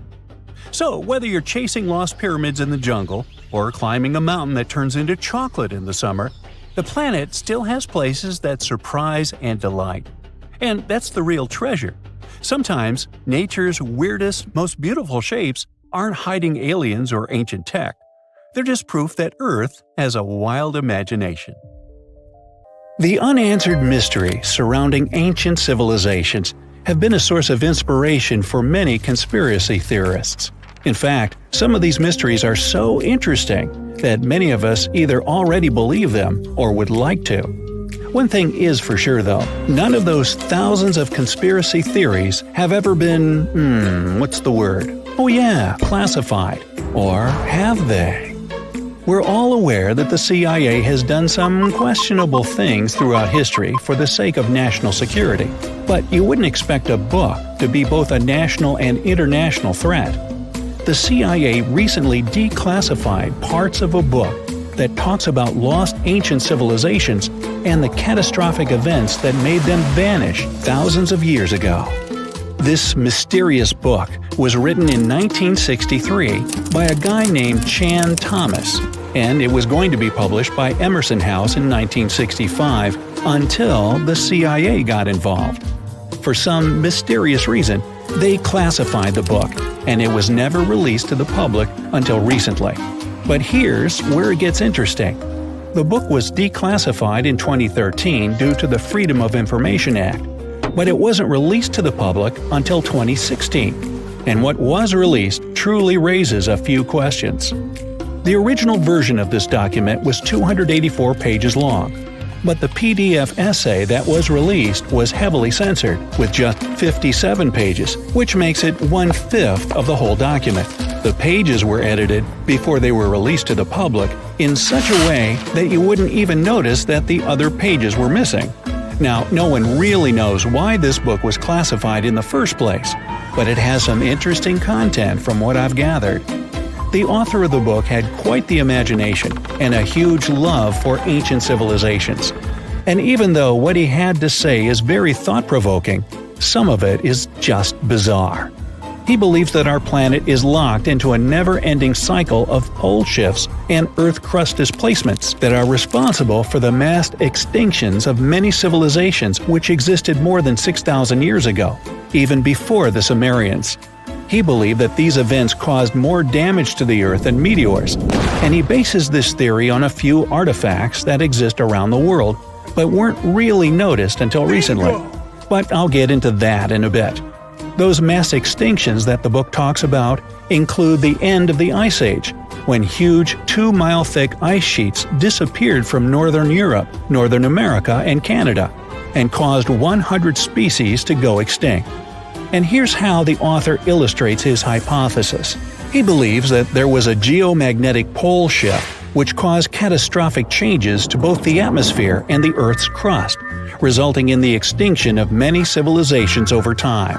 Now, even though the geomagnetic pole shift is a real thing, it doesn't just happen overnight. It happens really slowly, only about every few 100,000 years, according to scientists. But it's a bit more complicated than it sounds. It is a well-known fact that the North Pole is somewhere above Alaska, and the South Pole is close to the middle of Antarctica. Now, these are the geographic poles, and they'll always be north and south. However, the Earth's magnetic poles flipped a few 100,000 years ago. So if you had a compass, let's say 700,000 years ago, it would instead point south and show you the Antarctic. But the author of the book has a different theory. He believed that the flip of the north and south magnetic poles doesn't happen every few 100,000 years, but every 12,000 years, and that this flip occurs in just a few hours, causing a catastrophic apocalypse. He thinks this happens as a result of an explosion inside the Earth's core. This explosion causes the magnetic poles to flip, but it also causes the Earth's crust to move.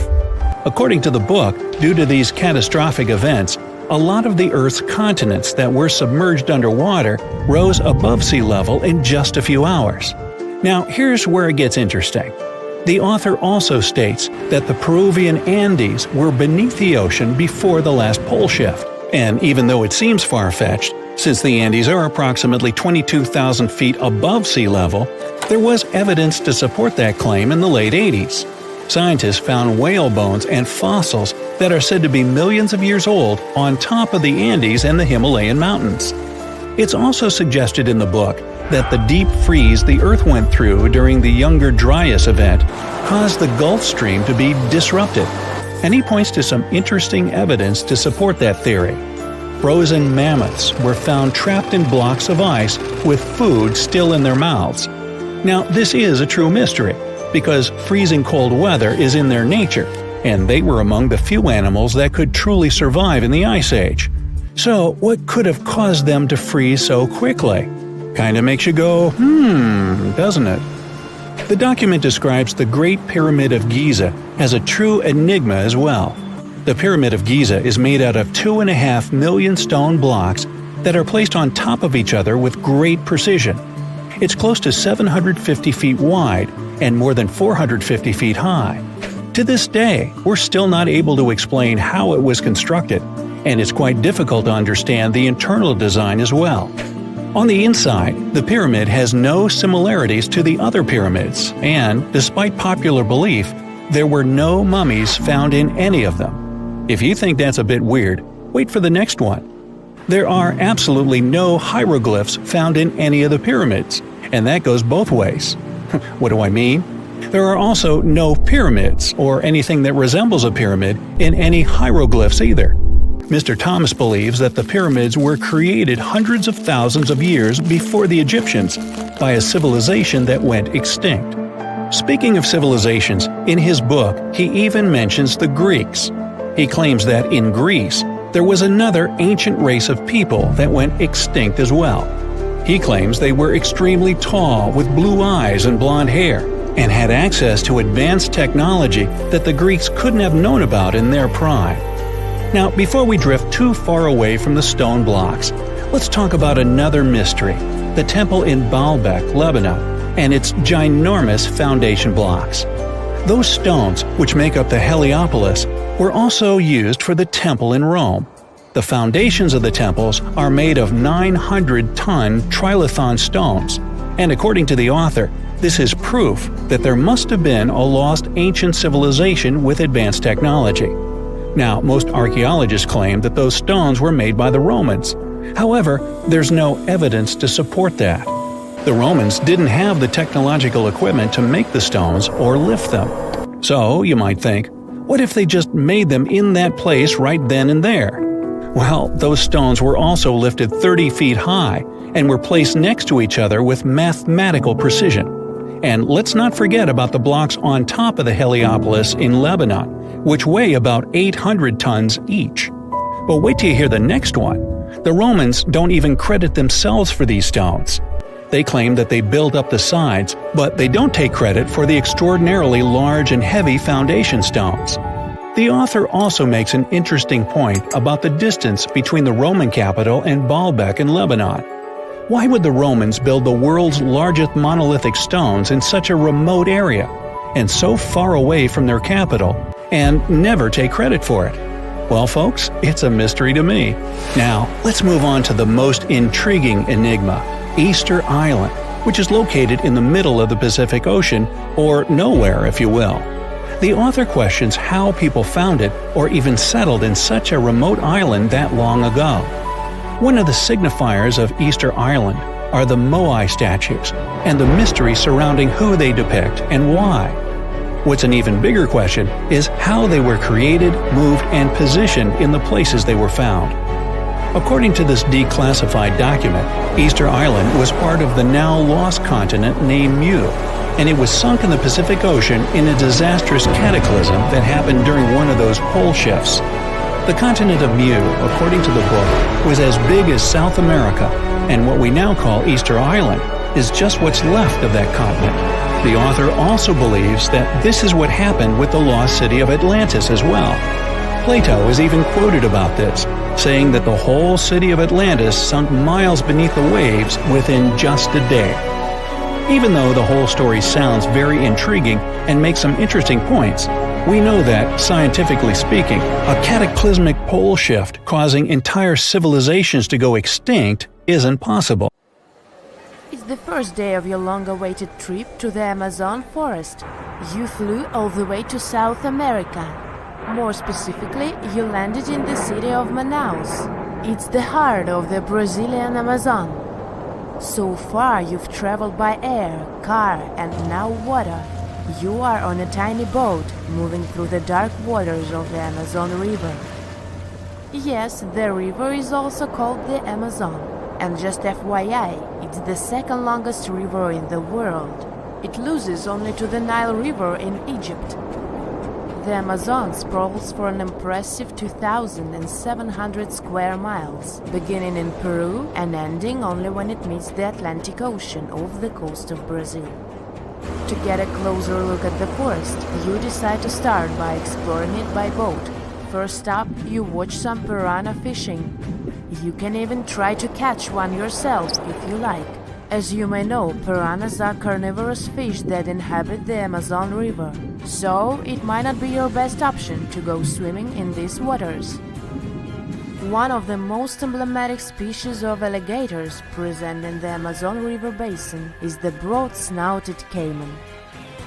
It looks pretty much like a regular alligator, except for the fact that it has a yellow chin. Your guide leaves the boat and searches the water to show you a caiman up close. He also tells you of another legendary creature that lives in the dark waters of the river, the pink dolphin. Lucky you get to witness a family of pink dolphins showing their fins near your boat. They look magical from the place where you're sitting. You've probably never known dolphins can be pink, huh? After a few mesmerizing moments, you discover that the dolphin's pink color is nothing but an illusion. The animals are originally pinkish-gray, but due to the brown colors of the Amazon River, they look vivid pink when you stare at them from above. Your guide tells you that the pink dolphin is a central character of Brazilian folklore. Locals believe that the pink dolphins can turn into humans and wander off into towns at night.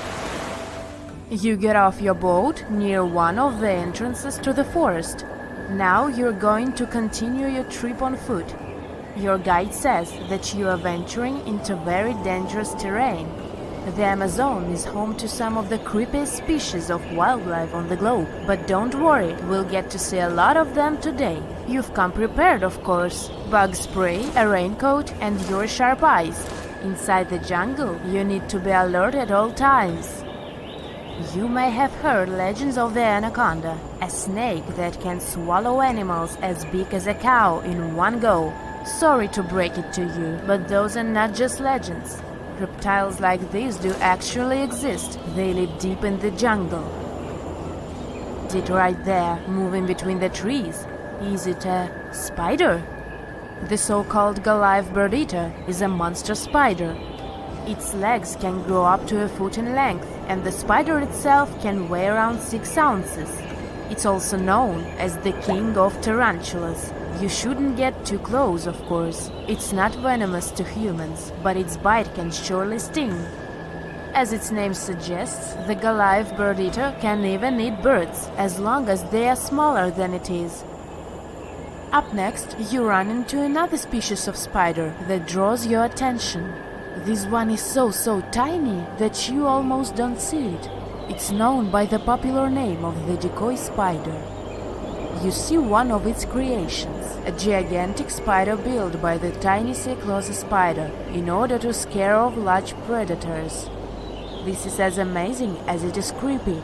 A spider that uses the remains of other insects and dry leaves to create the image of a large spider on its web. If it fools predators, perfect! But to us humans, this work of art looks almost endearing. Who knew there were artists in the arachnid world? Near a small lake, you witness a unique scene. A large snake is slowly slithering its way toward a lizard that is resting on a rock.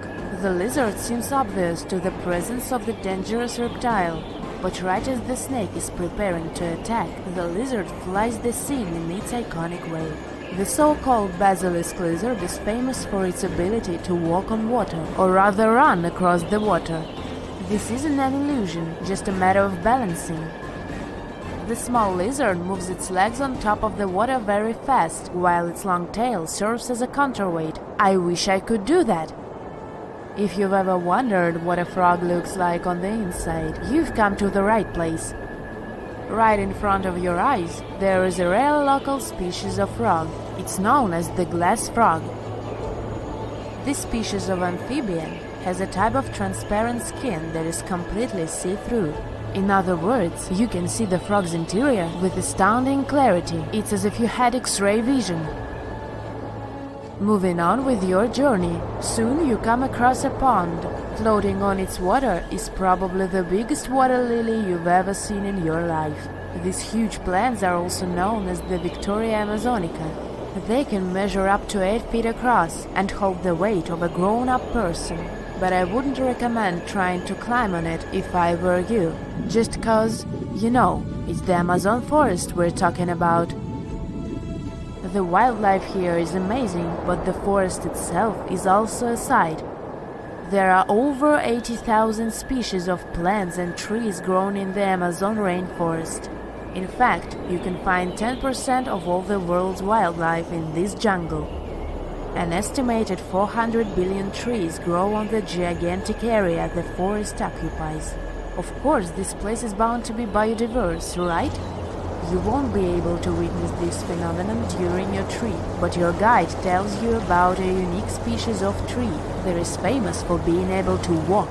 Yep, you've heard correctly. There are walking trees in the Amazon rainforest. They don't have legs or anything like that, but they do move around in search of better lighting conditions. The Amazon canopy is so thick that only 1% of sunlight can reach the forest floor. Because of this, some trees end up getting less sunlight than others. The so-called walking palm trees seem to be adapted to this situation. They grow new roots, which helps them move for 1 to 2 inches per day. They can walk up to 65 feet per year. Maybe that's what inspired John Ronald Reuel Tolkien to create ants, huh? Those are pretty similar tree beings that roam freely around the world. I kid you not, it's not only wildlife that inhabits the Amazon. Actually, over 30 million people live in the forest. And there are also ancient settlements that scientists believe to have been thriving there. And I'm not talking about El Dorado, that's just a myth. But in 2018, a groundbreaking study showed that up to 1 million people probably inhabited the Amazon, between 1250 and 1500 CE. Can you imagine that?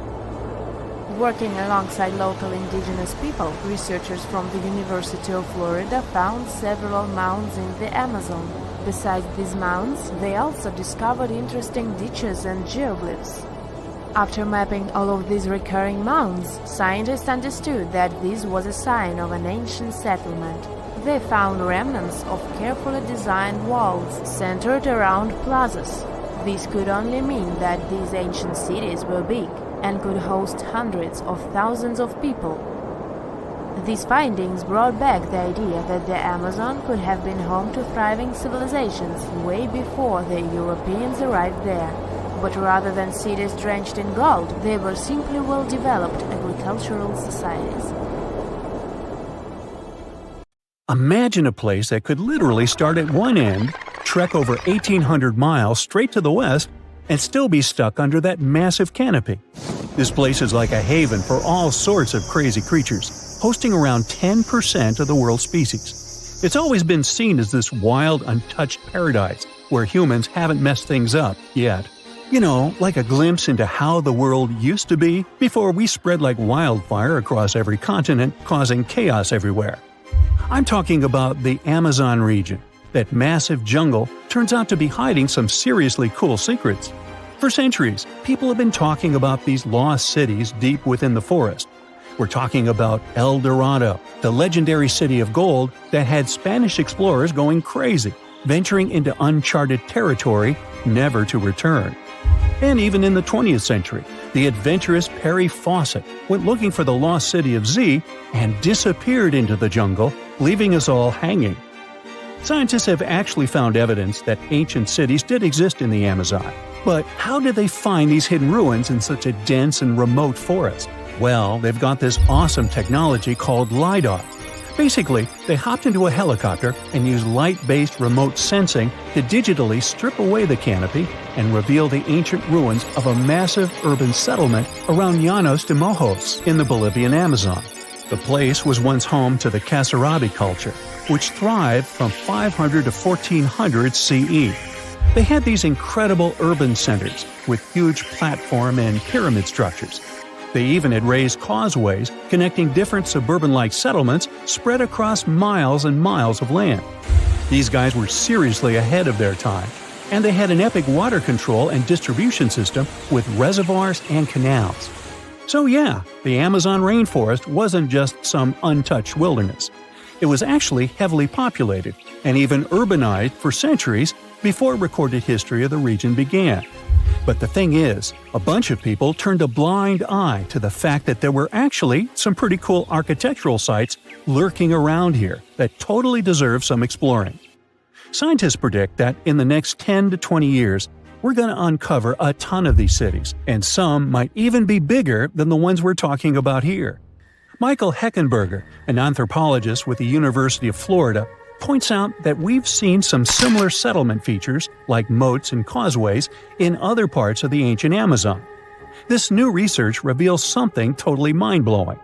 Past examples of urbanism in the Amazon were more like groups of villages connected together, not quite what we'd call urban. You see, they were missing those fancy larger centers with their grand architecture and stuff. But guess what? Llanos de Mojos has got them. This place is the real deal when it comes to a fully urbanized Amazonian landscape. So, in the Llanos de Mojos region, a bunch of ancient settlements have been found. These were home to the Kasarabi people, who were all about hunting, fishing, and farming maize. We're talking about hundreds of sites, spread across 1,700 square miles. But these sites were so remote and hidden in the tropical forest that it was like trying to find a proverbial needle in a haystack. A team of archaeologists weren't going to let that stop them, though. They decided to take to the skies and use some fancy LiDAR mapping technology. Just imagine an aircraft flying over the area, shooting out a bunch of infrared beams. These beams hit the ground and bounce back, giving us the distance to different objects. It's like creating a super detailed map from above.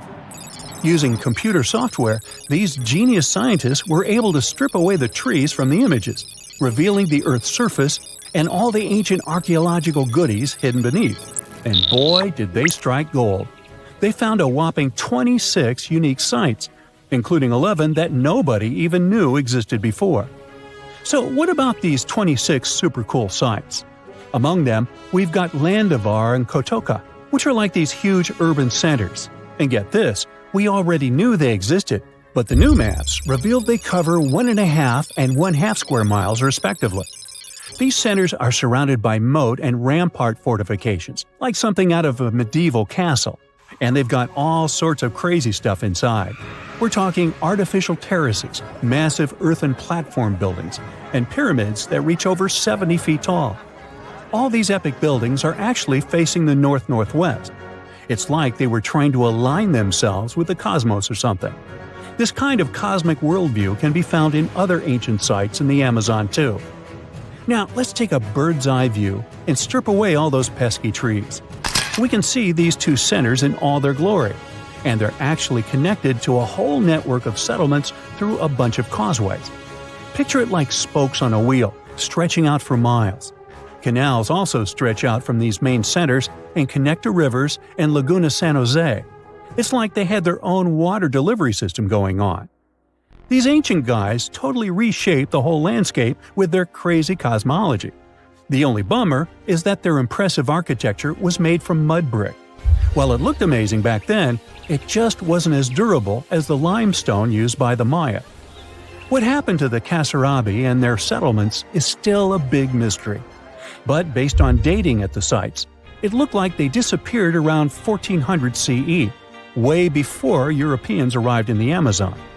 One theory is that a massive drought hit the region and messed everything up.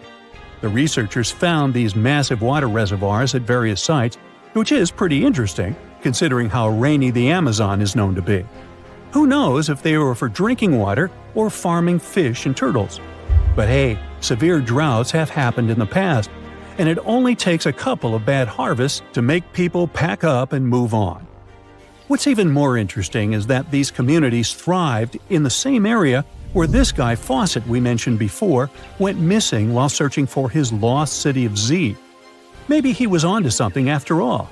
This is how it was. Fawcett stumbled upon this super cool document called Manuscript 512 at the National Library of Brazil. It's believed to have been written by a Portuguese explorer. Now, according to this document, back in 1753, a group of explorers discovered the remains of an ancient city. It had arches, a statue, and even a temple with hieroglyphs. But the document didn't spill the beans on where this city was located. So Fawcett got all hyped up about finding this city and made it his secondary mission after his main goal of finding something called Z. At one point, he had to come back to Britain to run some errands, but in 1920 he decided to give it another shot. Fawcett went on a personal expedition to find the city, but it was unsuccessful. 5 years later, Fawcett, his son Jack, and their buddy Raleigh Rimmel disappeared in the Mato Grosso jungle. Some researchers think that Fawcett might have been influenced by info he got from indigenous folks about this place called Kohikagu. Turns out Kohikagu was discovered by Westerners in 1925, and it had the ruins of 20 towns and villages. Up to 50,000 people might have lived there. And get this, the discovery of other earthworks in southern Amazonia totally supports Fawcett's theory. In 2005, an American journalist wrote an article about Fawcett's crazy expeditions and discoveries. He called it The Lost City of Z. Catchy, right? Well, in 2009, he turned that article into a book with the same name. And in 2016, the super talented writer-director James Gray made it into a movie. Now, here's where things get a bit sad. The Amazon region is changing rapidly.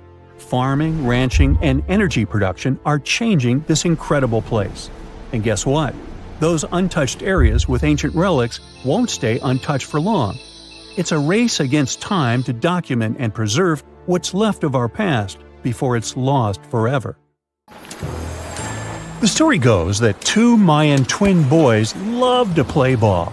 Sure, they were really good at it, but they also made a lot of noise when playing.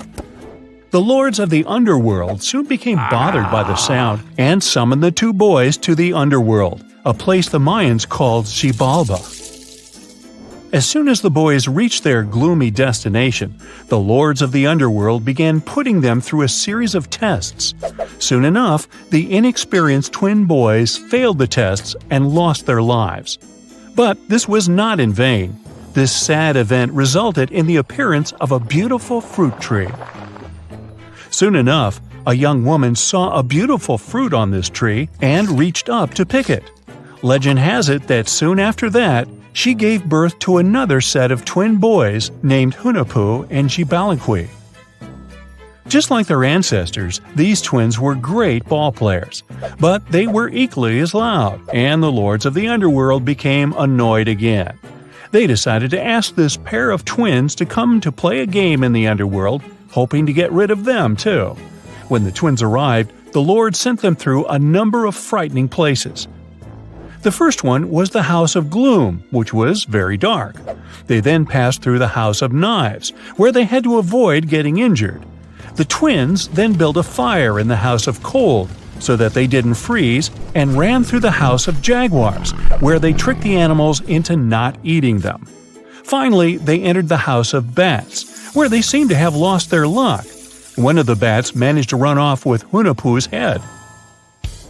The lords then challenged the twins to play ball with them, but the boys were clearly at a disadvantage. Xibalunqui placed a turtle on Hunahpu's shoulders to make up for his lost head, and they began playing. As the lords became distracted by an animal near the court, Xibalunqui stole his brother's head and placed it back in its place. Much to the annoyance of the lords, the twins were now able to tie the game. Hunahpu and Xibalunqui continued to perform a series of tricks for the lords of the underworld. One of them involved Xibalunqui injuring Hunahpu and then bringing him back to life. The lords were so impressed by the twins' performance that they asked them to do the same trick on them. Of course, the twins agreed, but after performing their trick on some of the lords, they refused to revive them. Seeing what had happened, the lords of the underworld admitted defeat and begged for their lives, promising not to intervene in the lives of people ever again.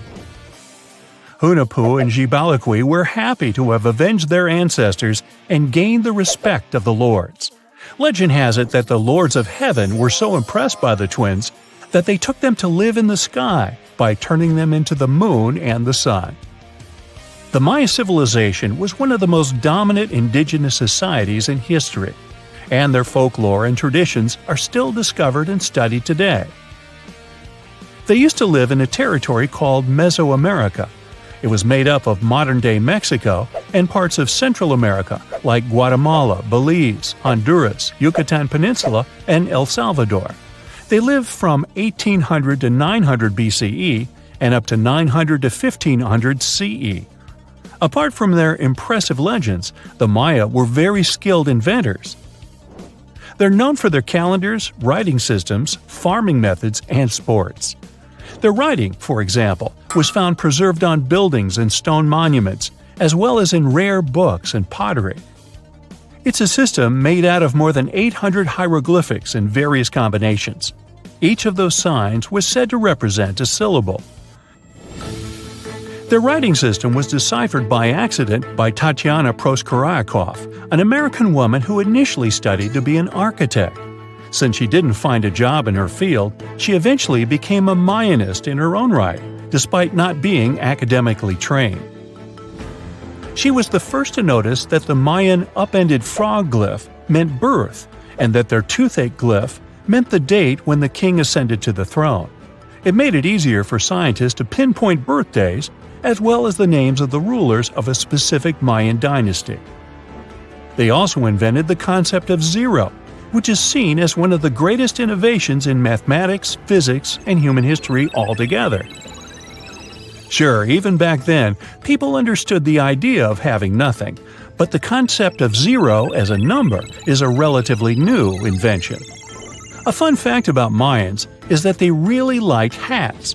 The bigger your hat was, the more important you looked. Not only was it a sort of fashion statement, but it also made them look taller, which was a big deal for their aesthetic. The Mayans also came up with one of the most intricate and complex calendars in human history. It was the first to use zero as a placeholder. Their calendar ended on December 21st, 2012, which led some people to believe that it translated to the end of the world. Obviously, that was not the case. It just so happened that the date coincided with the end of a Mayan cycle of years. But you know, as advanced in science and astronomy as they were, they did make some mistakes. One of them was their belief that the world was flat. Their theory was that the four corners of the world were watched by the brother lords, who kept the sky from falling over their lands. Hats off for their menus, though, as they were well-known chocolate eaters. They turned eating chocolate into a form of art. The drink they made wasn't really like the hot chocolate we enjoy today, though. The recipe included mixing cacao with water, honey, chili pepper, cornmeal, and other ingredients to make a foamy, spicy drink. The ritual of drinking cacao was a crucial part of their celebrations. We're not done discovering all the amazing parts of their architecture and civilization. It was only a few years ago that a Maya pyramid was found at Tonina, in the Mexican state of Chiapas. It was estimated to be more than 1,000 years old. The reason why it escaped archaeologists for so long was that it lay hidden under what was believed to be a natural hill. The ruins of two Mayan cities have been recently discovered in the Mexican state of Campeche. Why didn't we find them until now? Well, they were concealed by really thick vegetation, which made it difficult for archaeologists to reach them. The Mayans didn't just disappear. Their descendants are still around today, many of them choosing to live in their ancestral homelands. You can find them in Guatemala, for example, where the Maya people make up the majority of the population. Overall, the Maya ethnic group contains people that speak different Mayan languages, such as Yucatec, Quiche, Quechua, or Mopan. They had no idea what a spa day was, but the Mayans really enjoyed a nice sweat once in a while. Sweat lodges were discovered around ancient Mayan sites. They were built out of stone or adobe. These rooms were an essential part of their cleansing and healthcare rituals. One of the earliest sweat lodges was found in Quello in northern Belize and appeared to date back 3,000 years. One of the most important parts of the Mayan culture was a ball game which they named Pix. It had both political and spiritual significance. We can see ball courts at important parts of Mayan archaeological sites. The main goal of the game was to pass a rubber ball through a very high stone hoop without using your hands. Basically, it was a combination of soccer and basketball. However, it could have serious consequences. The loser could, at times, even lose his own life. Ooh, high stakes indeed. Because of this game and the need for bouncy balls, the Mayan people were some of the first cultures to use rubber. They made it using natural latex. There were different kinds of rubber depending on what natural substances the latex was mixed with. And that, my friend, is the way the ball bounces. Sorry, but you know me, I just couldn't resist. Deep inside the heart of the Amazon rainforest lies a cave so massive, it defies logic. Stretching for 2,000 feet, this tunnel is so big a human could easily walk around inside of it. Its walls are etched with deep, mysterious claw marks. But this is just one of many. If you travel to the south of Brazil, you'll stumble upon over 1,500 similar caves, ranging from modest tiny burrows to massive passageways. These are not your average spooky, bat-filled caverns. They're what researchers call paleo burrows, also known as ancient underground structures dug by creatures so colossal they make modern elephants look small. Whatever creature dug those tunnels displaced 800 elephants worth of dirt. I know, it still looks like a normal cave, but experts noticed this one was special because the walls were too neat and rounded, and the floor was too smooth. Besides, no water or erosion leaves such signs of serious digging power. These Brazilian caves are the largest geological records of animal activity on the planet. It's like stumbling into a prehistoric house made by creatures the size of cars. To unlock this mystery, researchers analyzed the scratch marks on the walls and realized they had probably been made by giant ground sloths, a species called valgipes, which could weigh nearly 9,000 pounds and eat your average annual menu in about 3 days. Despite being huge, these animals were not earthbenders. They had to work in groups if they wanted to dig such long tunnels. This is why scientists believe many sloths shared the same tunnel and dug it together. Even some giant armadillos may have helped with the digging. After all, they were ridiculously skilled excavators and lived there too. Okay, but why would a giant sloth or armadillo need a 2,000-foot-long underground lair? Great question. And the truth is, scientists aren't totally sure. It doesn't make sense for them to dig tunnels this massive just to escape predators, especially since the tunnels were big enough for a saber-toothed tiger to crawl in, for example. So, unless they installed prehistoric security systems, this theory has holes. Haha, pun intended. The best bet is probably climate. Back then, everything was drier and colder, and some species of giant sloths were living their best lives back when Earth was transitioning between cold and warmer periods. Their big bodies usually protected these animals from temperature changes, but drastic fluctuations probably made them hide in order to survive. Besides, just like modern sloths, giant sloths probably had a hard time maintaining their body temperature, and going underground for a while is a great way to protect your babies and save some energy. After all, the bigger you are, the more energy you spend. Some scientists believe these tunnels might have had rotating tenants. One sloth moves in, digs a bit, leaves some scratch marks, moves out. And sometime later, another one crashes there and adds its own decor touches. A hostel for ancient megafauna. All evidence points to a more timeshare situation than a prehistoric private property. After all, these creatures weren't exactly social butterflies. Most sloths and armadillos usually keep things strictly one-on-one, just mom and baby. Yeah, dad sloth stuck around only for the good part. But you probably noticed one tiny detail here. These guys are not around anymore. They went extinct 11,000 years ago, right around the time humans started to get popular on Earth, when another ice age was ending. In fact, 80% of all mammals that were heavier than 2 pounds disappeared then. The first culprit is, of course, the usual suspect: humans. Around 10,000 years ago, a wave of skilled hunters using distinctive tools like spear points spread across North America. The theory goes that American animals weren't used to this new predator, making them easy targets. Once the big plant eaters started vanishing, the big meat eaters followed. They didn't have enough food to survive, and it wasn't just excessive hunting that caused some damage. Early humans may have also harmed ecosystems in ways that made survival harder for large species. But wait, there's another suspect: climate change. Around the same time, Earth's climate got a major shakeup. The climate was going from super cold to only slightly cold. Just so you know, Earth's temperature was about 46 degrees Fahrenheit, making seasons change and plants perish. And if plants are no longer around, big animals that eat them, like our friends giant sloths, have less nutrition, making them even more vulnerable. Many scientists now think that both human impact and climate change played a role, just in different ways depending on the region. In some places, humans may have tipped the balance. In others, nature itself did the job. Either way, it was a perfect storm that ended the age of giants. Turns out, being huge isn't always a plus. Giant animals tend to live longer and reproduce slowly, which makes them sitting ducks when disaster strikes. Besides, it takes a long time for these guys to bounce back. After dinos disappeared, for example, it took 15 million years for new mega mammals to stomp onto the scene. The last major extinction happened around 12,000 years ago.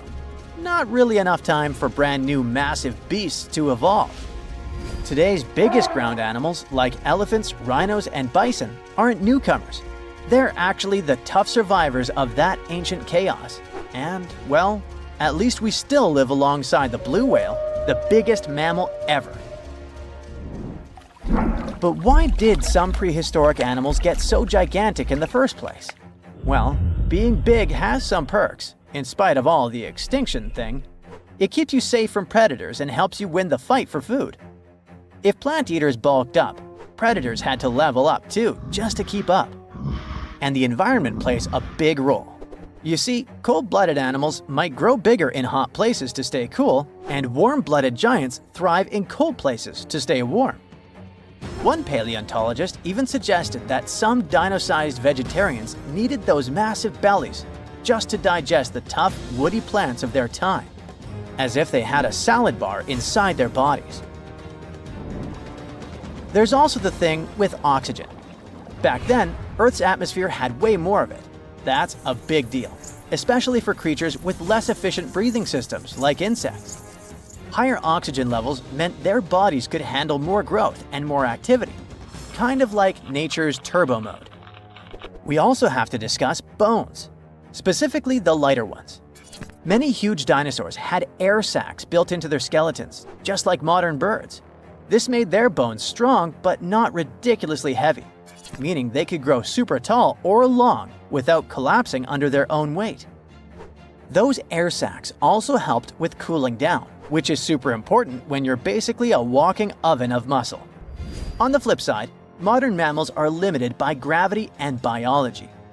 Bigger bodies need stronger hearts, lungs, and blood pressure just to keep functioning, and land doesn't offer much support.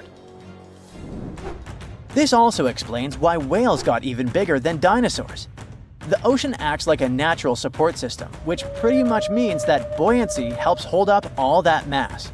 So blue whales can hit a jaw-dropping 330,000 pounds without turning into pancakes. On land, that kind of size would be a serious health hazard. So ancient giants weren't just freaks of nature. They were the result of the right mix of air, food, physics, and environment working together in just the right way. The whole extinction event surely is a bummer for giant sloths that worked as gigantic engineers of nature, but it surely prevented us from sharing the planet with insects the size of crows, like some types of griffin flies or millipedes reaching almost 6 feet in length. Yikes! Now, if you'll excuse me, I'm going to appreciate modern sloths. Slow, small, and thankfully incapable of terraforming the landscape and giving me insect-related panic attacks. See this place on the map? Yeah, right there. It's estimated that around 100 people have vanished or lost their lives here. Why, you ask? Well, it seems they were all looking for this guy, Percy Fawcett. He was a British colonel, famous for his sharp blue eyes, perfectly groomed beard, and signature hat. He looked like a character from Pride and Prejudice, but lived more like Indiana Jones. In fact, this character was inspired by Fawcett's story. But his disappearance in 1925 was more macabre than any movie plot. Colonel Fawcett was bold. Not the ask your neighbor's Wi-Fi password kind of bold. I'm talking full-on, I don't care that much about my life bold. He used to be a soldier in Sri Lanka and even did a secret spy gig in Morocco, but he needed more. So in 1906, Fawcett started exploring parts of Brazil and Bolivia where no one had dared to go before. His mission was to create secret, mind-blowing maps.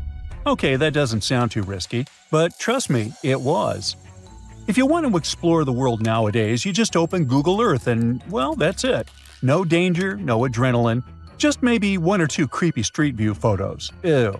But we're talking about the beginning of the 20th century, when satellites and this weird Google car didn't exist.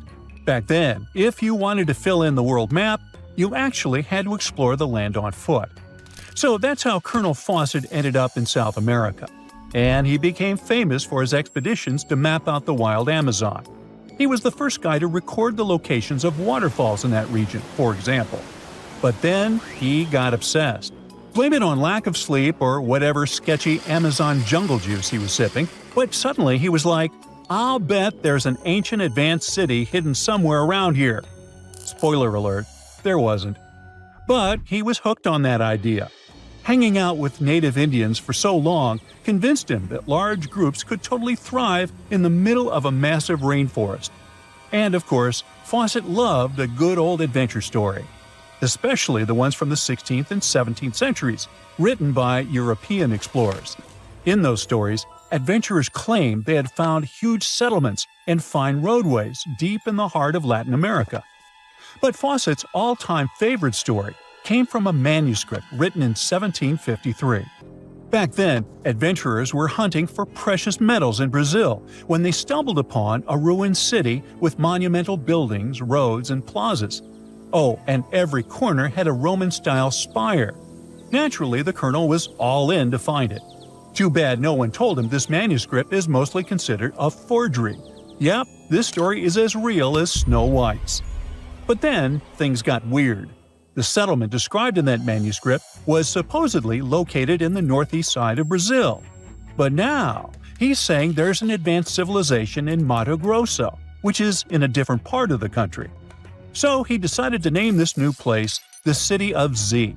Back in the 1920s, the colonel launched 2 separate expeditions to find it, but both trips failed, as he faced terrible weather, fever, and of course, exhaustion. Now, tell me in the comments, what do you think Fawcett did after 2 failed expeditions? Option A, he quit. Option B, he called his mom. Option C, he tried again because he didn't get the memo that the universe is clearly saying stop. Well, of course, option C is the right answer. This is relentless Fawcett we're talking about. So, 3 years later, the colonel finally gathered enough cash to launch yet another expedition in search of the City of Z. All he needed was a crew of people crazy enough to join him. Famous and experienced explorers were begging to come along. But nope, Fawcett decided to take his son and his best buddy instead. In January 1925, this brave trio set off on their journey. They packed mosquito nets, canned food, and made a promise, we shall return. Another spoiler alert, they didn't. Uh-oh. The journey kicked off in New Jersey, and then they sailed all the way to Rio de Janeiro, Brazil. There, they stopped to grab some pack animals, like horses, and hired a couple of local guides. Now they were ready to head to the city of Cuiabá. Now keep in mind the distances in Brazil are crazy huge. So this little journey was like traveling from Miami to Chicago on foot. 3 months later, they finally ventured into the jungle for the first time. And that's when the fun really began. The crew faced piranha-infested rivers, an endless maze of thick trees, and the worst part, bugs. The constant annoying zzz of a gazillion mosquitoes wouldn't let them sleep, and Fawcett's best friend's foot got huge from tick bites. But the colonel didn't have time to babysit his friend's princess foot. Oh no, he was too obsessed to take a break. In fact, at some point, he was so far ahead of his companions that he had to camp alone for a night. On May 29th, Fawcett finally came to his senses. There was no City of Z. But did he let that stop him? Not really. He unpacked their gear and sent the local guides back to Cuba. But before saying a final goodbye, he asked them to deliver a letter to his wife, saying something like, "Don't worry, hon, our son is well and getting stronger every day." Sure he was. Anyway, after this dramatic farewell, the trio set off into the bush alone. The darkness swallowed the thick forest, and then they were never seen again. Okay, that was intense, so let's fast forward. 2 years later, the newspapers were still speculating whether the trio could still be alive, and Fawcett became a legend, like Bigfoot, but less hairy. One guy said that the colonel had become one of the locals and was living his happily ever after in the jungle. Another guy said he was held prisoner by the Indians, but no one could confirm any of these sightings. It wasn't until 1928 that the British authorities finally thought better late than never and decided to look for Fawcett and his crew. By that time, they were sure their expedition had perished, but they still needed proof.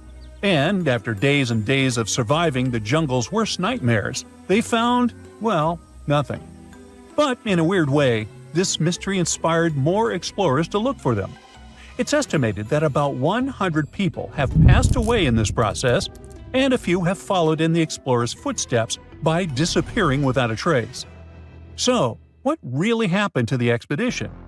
Researchers have pointed their fingers at everything under the sun: parasitic infections, starvation, drowning, jaguar attacks, you name it. Some even say Fawcett dove headfirst into mysticism and started an occult community in the jungle. The Brazilian anthropologist Orlando Villas-Boas was probably the one who got the closest to solving this case.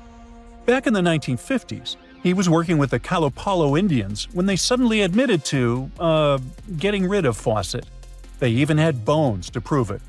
But it turns out a forensic analysis showed that the remains didn't belong to the colonel. So we're back to square one, and nobody knows, to this day, whatever the heck happened to them. Fawcett's quest, as we know it today, is based on some pretty questionable sources. But there is a possibility that he wasn't living in Delulu land after all. Recent discoveries suggest that his idea of a sophisticated jungle city wasn't just pure fantasy. In 2024, a massive ancient city was found in the Amazon, hidden beneath dense vegetation. Evidence suggests it was built around 2,500 years ago, and it was surprisingly advanced, featuring houses and plazas, all connected by an incredible network of roads and canals. But this city was in a forest in Ecuador, not Brazil. So who knows? Maybe the legendary City of Z is still out there. Ooh. There's this interesting ancient site near St. Louis, Missouri, that a lot of people don't know about. It's called Cahokia, and it used to be a huge city with up to 20,000 people living there back in the 11th century. It's full of these massive earthen mounds that were built by hand, and the biggest one is still there today, at the Cahokia Mound State Historic Site. Even though we don't know everything about this civilization, researchers have been able to piece together some information from the remains they've found. For starters, they found some pretty old teeth at this site. After studying their appearance and structure, scientists suggest that a lot of different indigenous groups lived there. About a third of them came from other areas in the middle of the continent, which they figured out by studying the different levels of various substances in the teeth. And get this, the way the mounds are arranged shows that this was actually a planned-out city, not just a bunch of villages grouped together. The rulers lived on top of the mounds, while everyone else lived in other structures. It's amazing to think that they were doing things like farming, hunting, logging, pottery, and weaving, all within this one giant city. Right in the middle of Cahokia, there was this giant mound that was about 100 feet tall. and around it, there was this huge wooden fence. Inside the fence was the city center, which had a big open space called a plaza. Archaeologists think that the plaza was designed to represent the 4 cardinal directions of the world. It was like the people who built it wanted to create a place that was in harmony with the universe. The center of the city was where they held ceremonies and events, and it was such a big deal that people from outside Cahokia would come to be a part of them too. What became of this city? Hard to tell. Some people think that the reason it fell apart is that they cut down too many trees and the land got all messed up. Other scientists believe that's not true because the soil was still in pretty good shape after the city was gone. The Europeans were not even around at that time, so they couldn't have influenced the downfall of Cahokia either. There's also one theory that suggests there were fights with other communities that caused the city to collapse. These days, there are over 65 preserved mounds, and you can even climb the steps of the tallest one. The best part is that local authorities are thinking of making it a national park, so you should totally plan to visit before it gets too crowded. Mohenjo-Daro is another lost ancient city that's still surrounded by mystery. Located in modern-day Pakistan, it was a city that flourished during the Bronze Age, and it was extremely advanced for its time. It had things like water systems and fancy architecture that other cities didn't have back then. Despite these features, it's not as well known as other ancient cities, like those in Egypt or Mesopotamia. What's even weirder is that at some point, the city was abandoned, and no one knows why. Archaeologists found the city in 1911, but it took a while for them to realize how important it was. Eventually, they uncovered a lot of really interesting things about the city, like its advanced sanitation system. Excavations uncovered over 700 wells, as well as private baths and a large communal bath. Remarkably, even private homes had toilets, and waste was efficiently disposed of through a citywide sewage system. They also had a lot of trade connections and made some really beautiful objects, like pottery, jewelry, and figurines that were sold all over the region. Despite its amazing culture and knowledge, scientists have yet to figure out why the city was abandoned. Some people think changes in the nearby river might have had something to do with it.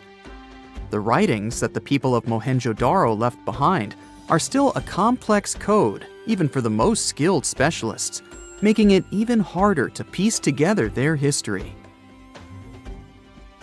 Have you heard of the lost city of Kolmanskop?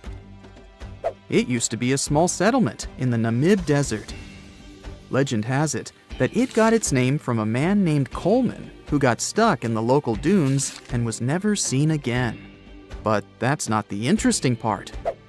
In 1908, a railway worker found a shiny stone and showed it to the chief railway foreman, who turned out to be a hobby mineralogist. They discovered it was a diamond, and soon, Kolmanskop became the richest town in Africa and one of the richest places in the world.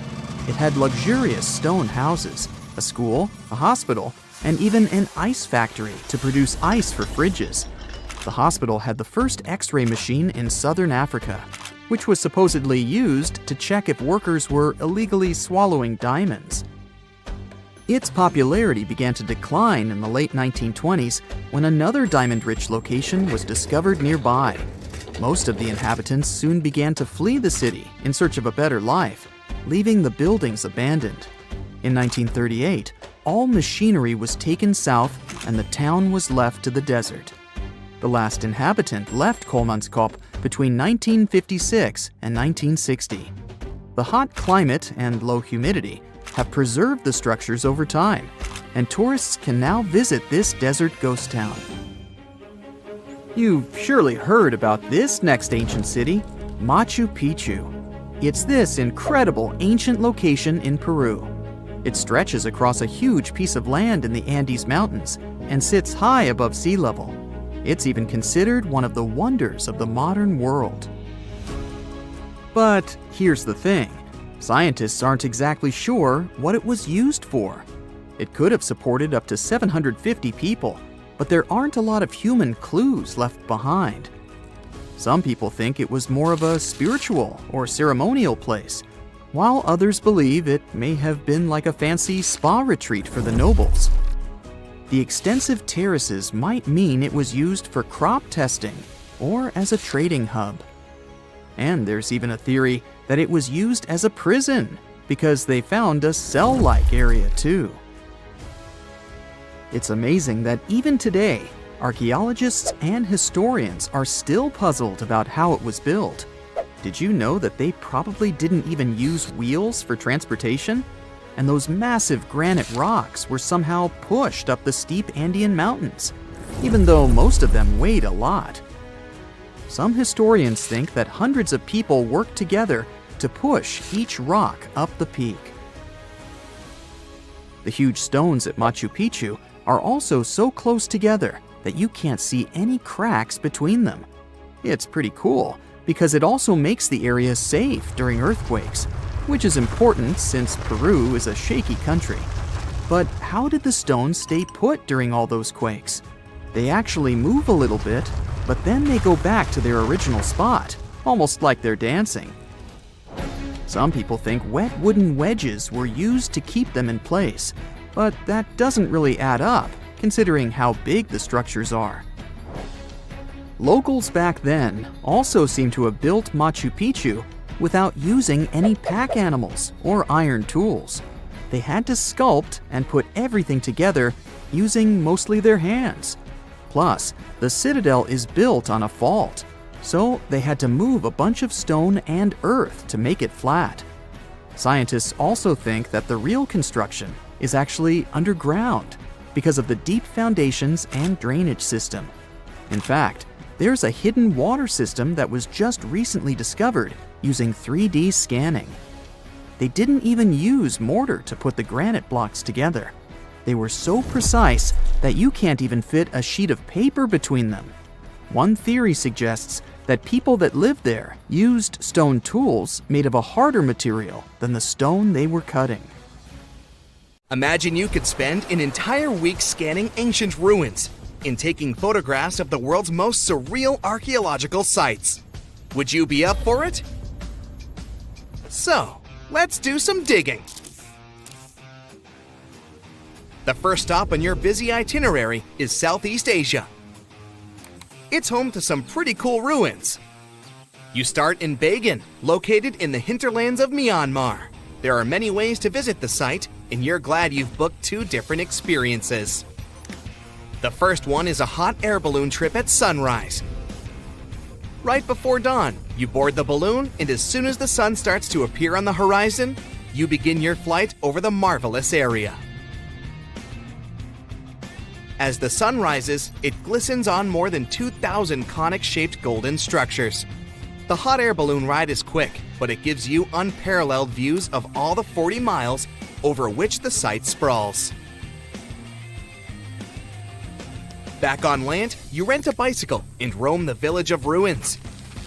Some of them are open and allow you to peep inside.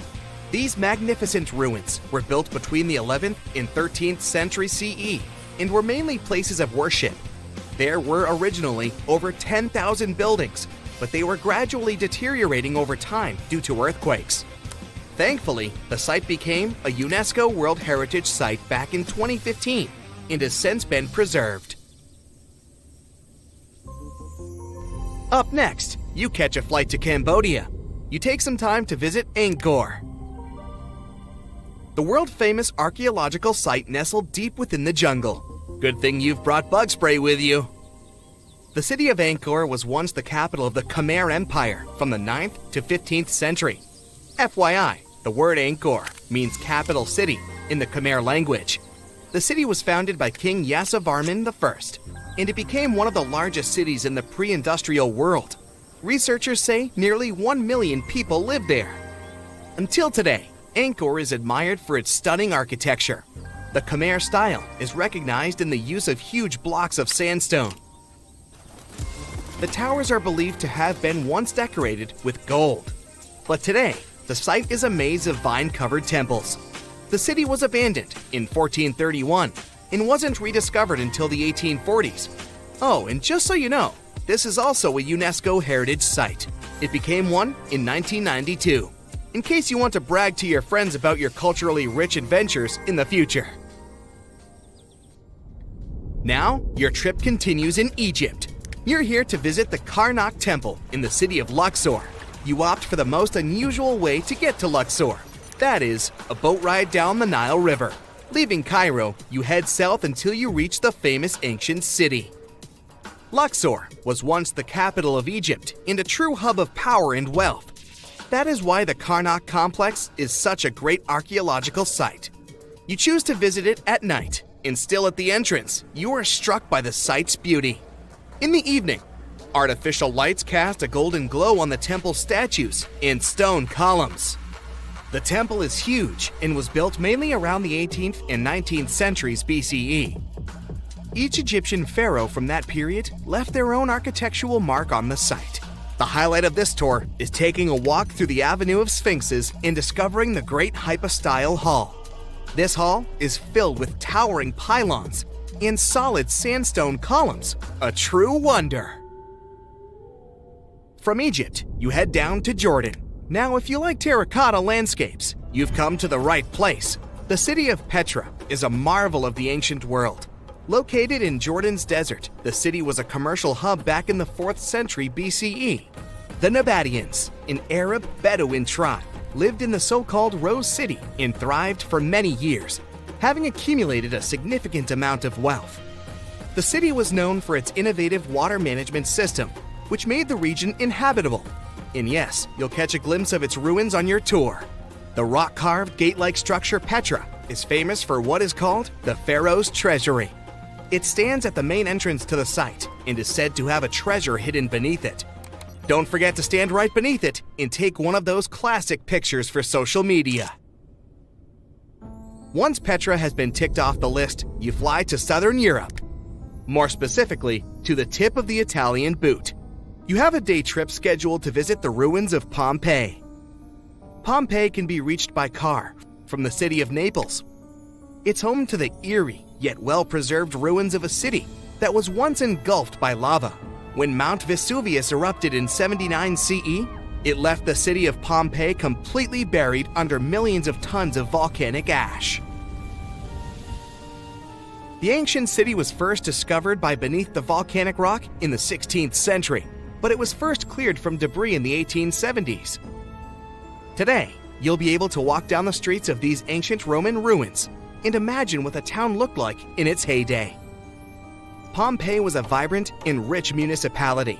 The site's ruins revealed that many areas of Pompeii had boasted impressive bakeries, markets, and even houses with balconies, which were a sign of great wealth at the time. And believe it or not, even some artworks survived the eruption. Archaeologists found well-preserved frescoes and murals with mythological creatures. All this indicates that members of the high society lived there. The city even had thermal baths and showers made from luxurious materials. While you're still in Europe, you'll hop over to visit the iconic Stonehenge. It's a perfect day trip if you stay in the city of London, just a short train journey away. Stonehenge dots the Salisbury Plain in Wiltshire, England, and is one of the world's most recognized ancient ruins. More than 5,000 years old, these curious stone rings are some of the oldest stone structures on the planet. Created out of sandstone, they are shrouded in misery. Who built them and why is still largely unknown. Popular theories claim that Stonehenge was used as a great solar calendar, built to help people keep track of days, weeks, and months. Talk about hard work to create a mere calendar, huh? In the final leg of your trip will take you to explore the Southern Americas. In Guatemala, in Central America, you'll find ancient Mayan ruins. The lost city of Tikal is a city made of 3,000 buildings, the remains of the capital of the Mayan Empire. You can compare its importance to such cities as London or New York today. The North Acropolis is Tikal's most ancient complex of monuments. Built solely by human hands in 350 BCE, It served as the resting place of kings and chiefs. Back in the day, the step pyramid temples were painted a beautiful red. Mayans loved that color. Today, of course, you'll only see the limestone. You might wonder what made such a great city turn into ruins. Well, archaeologists have no clue about the cause of Tikal's decline. Until today, this question remains unanswered. Was it a drought? Disease? Maybe we'll never know. Are you in the mood for some Mayan ruins? Chichen Itza is an archaeological site with the best preserved pyramids on Earth. Located in Mexico's Yucatan state, this Mayan city is well over 1,500 years old. At its peak, it was home to 35,000 people. The site covers 1.9 square miles and has many ruins spread throughout it. The highlight is El Castilla, a tremendous step temple, rising 80 feet above the ground.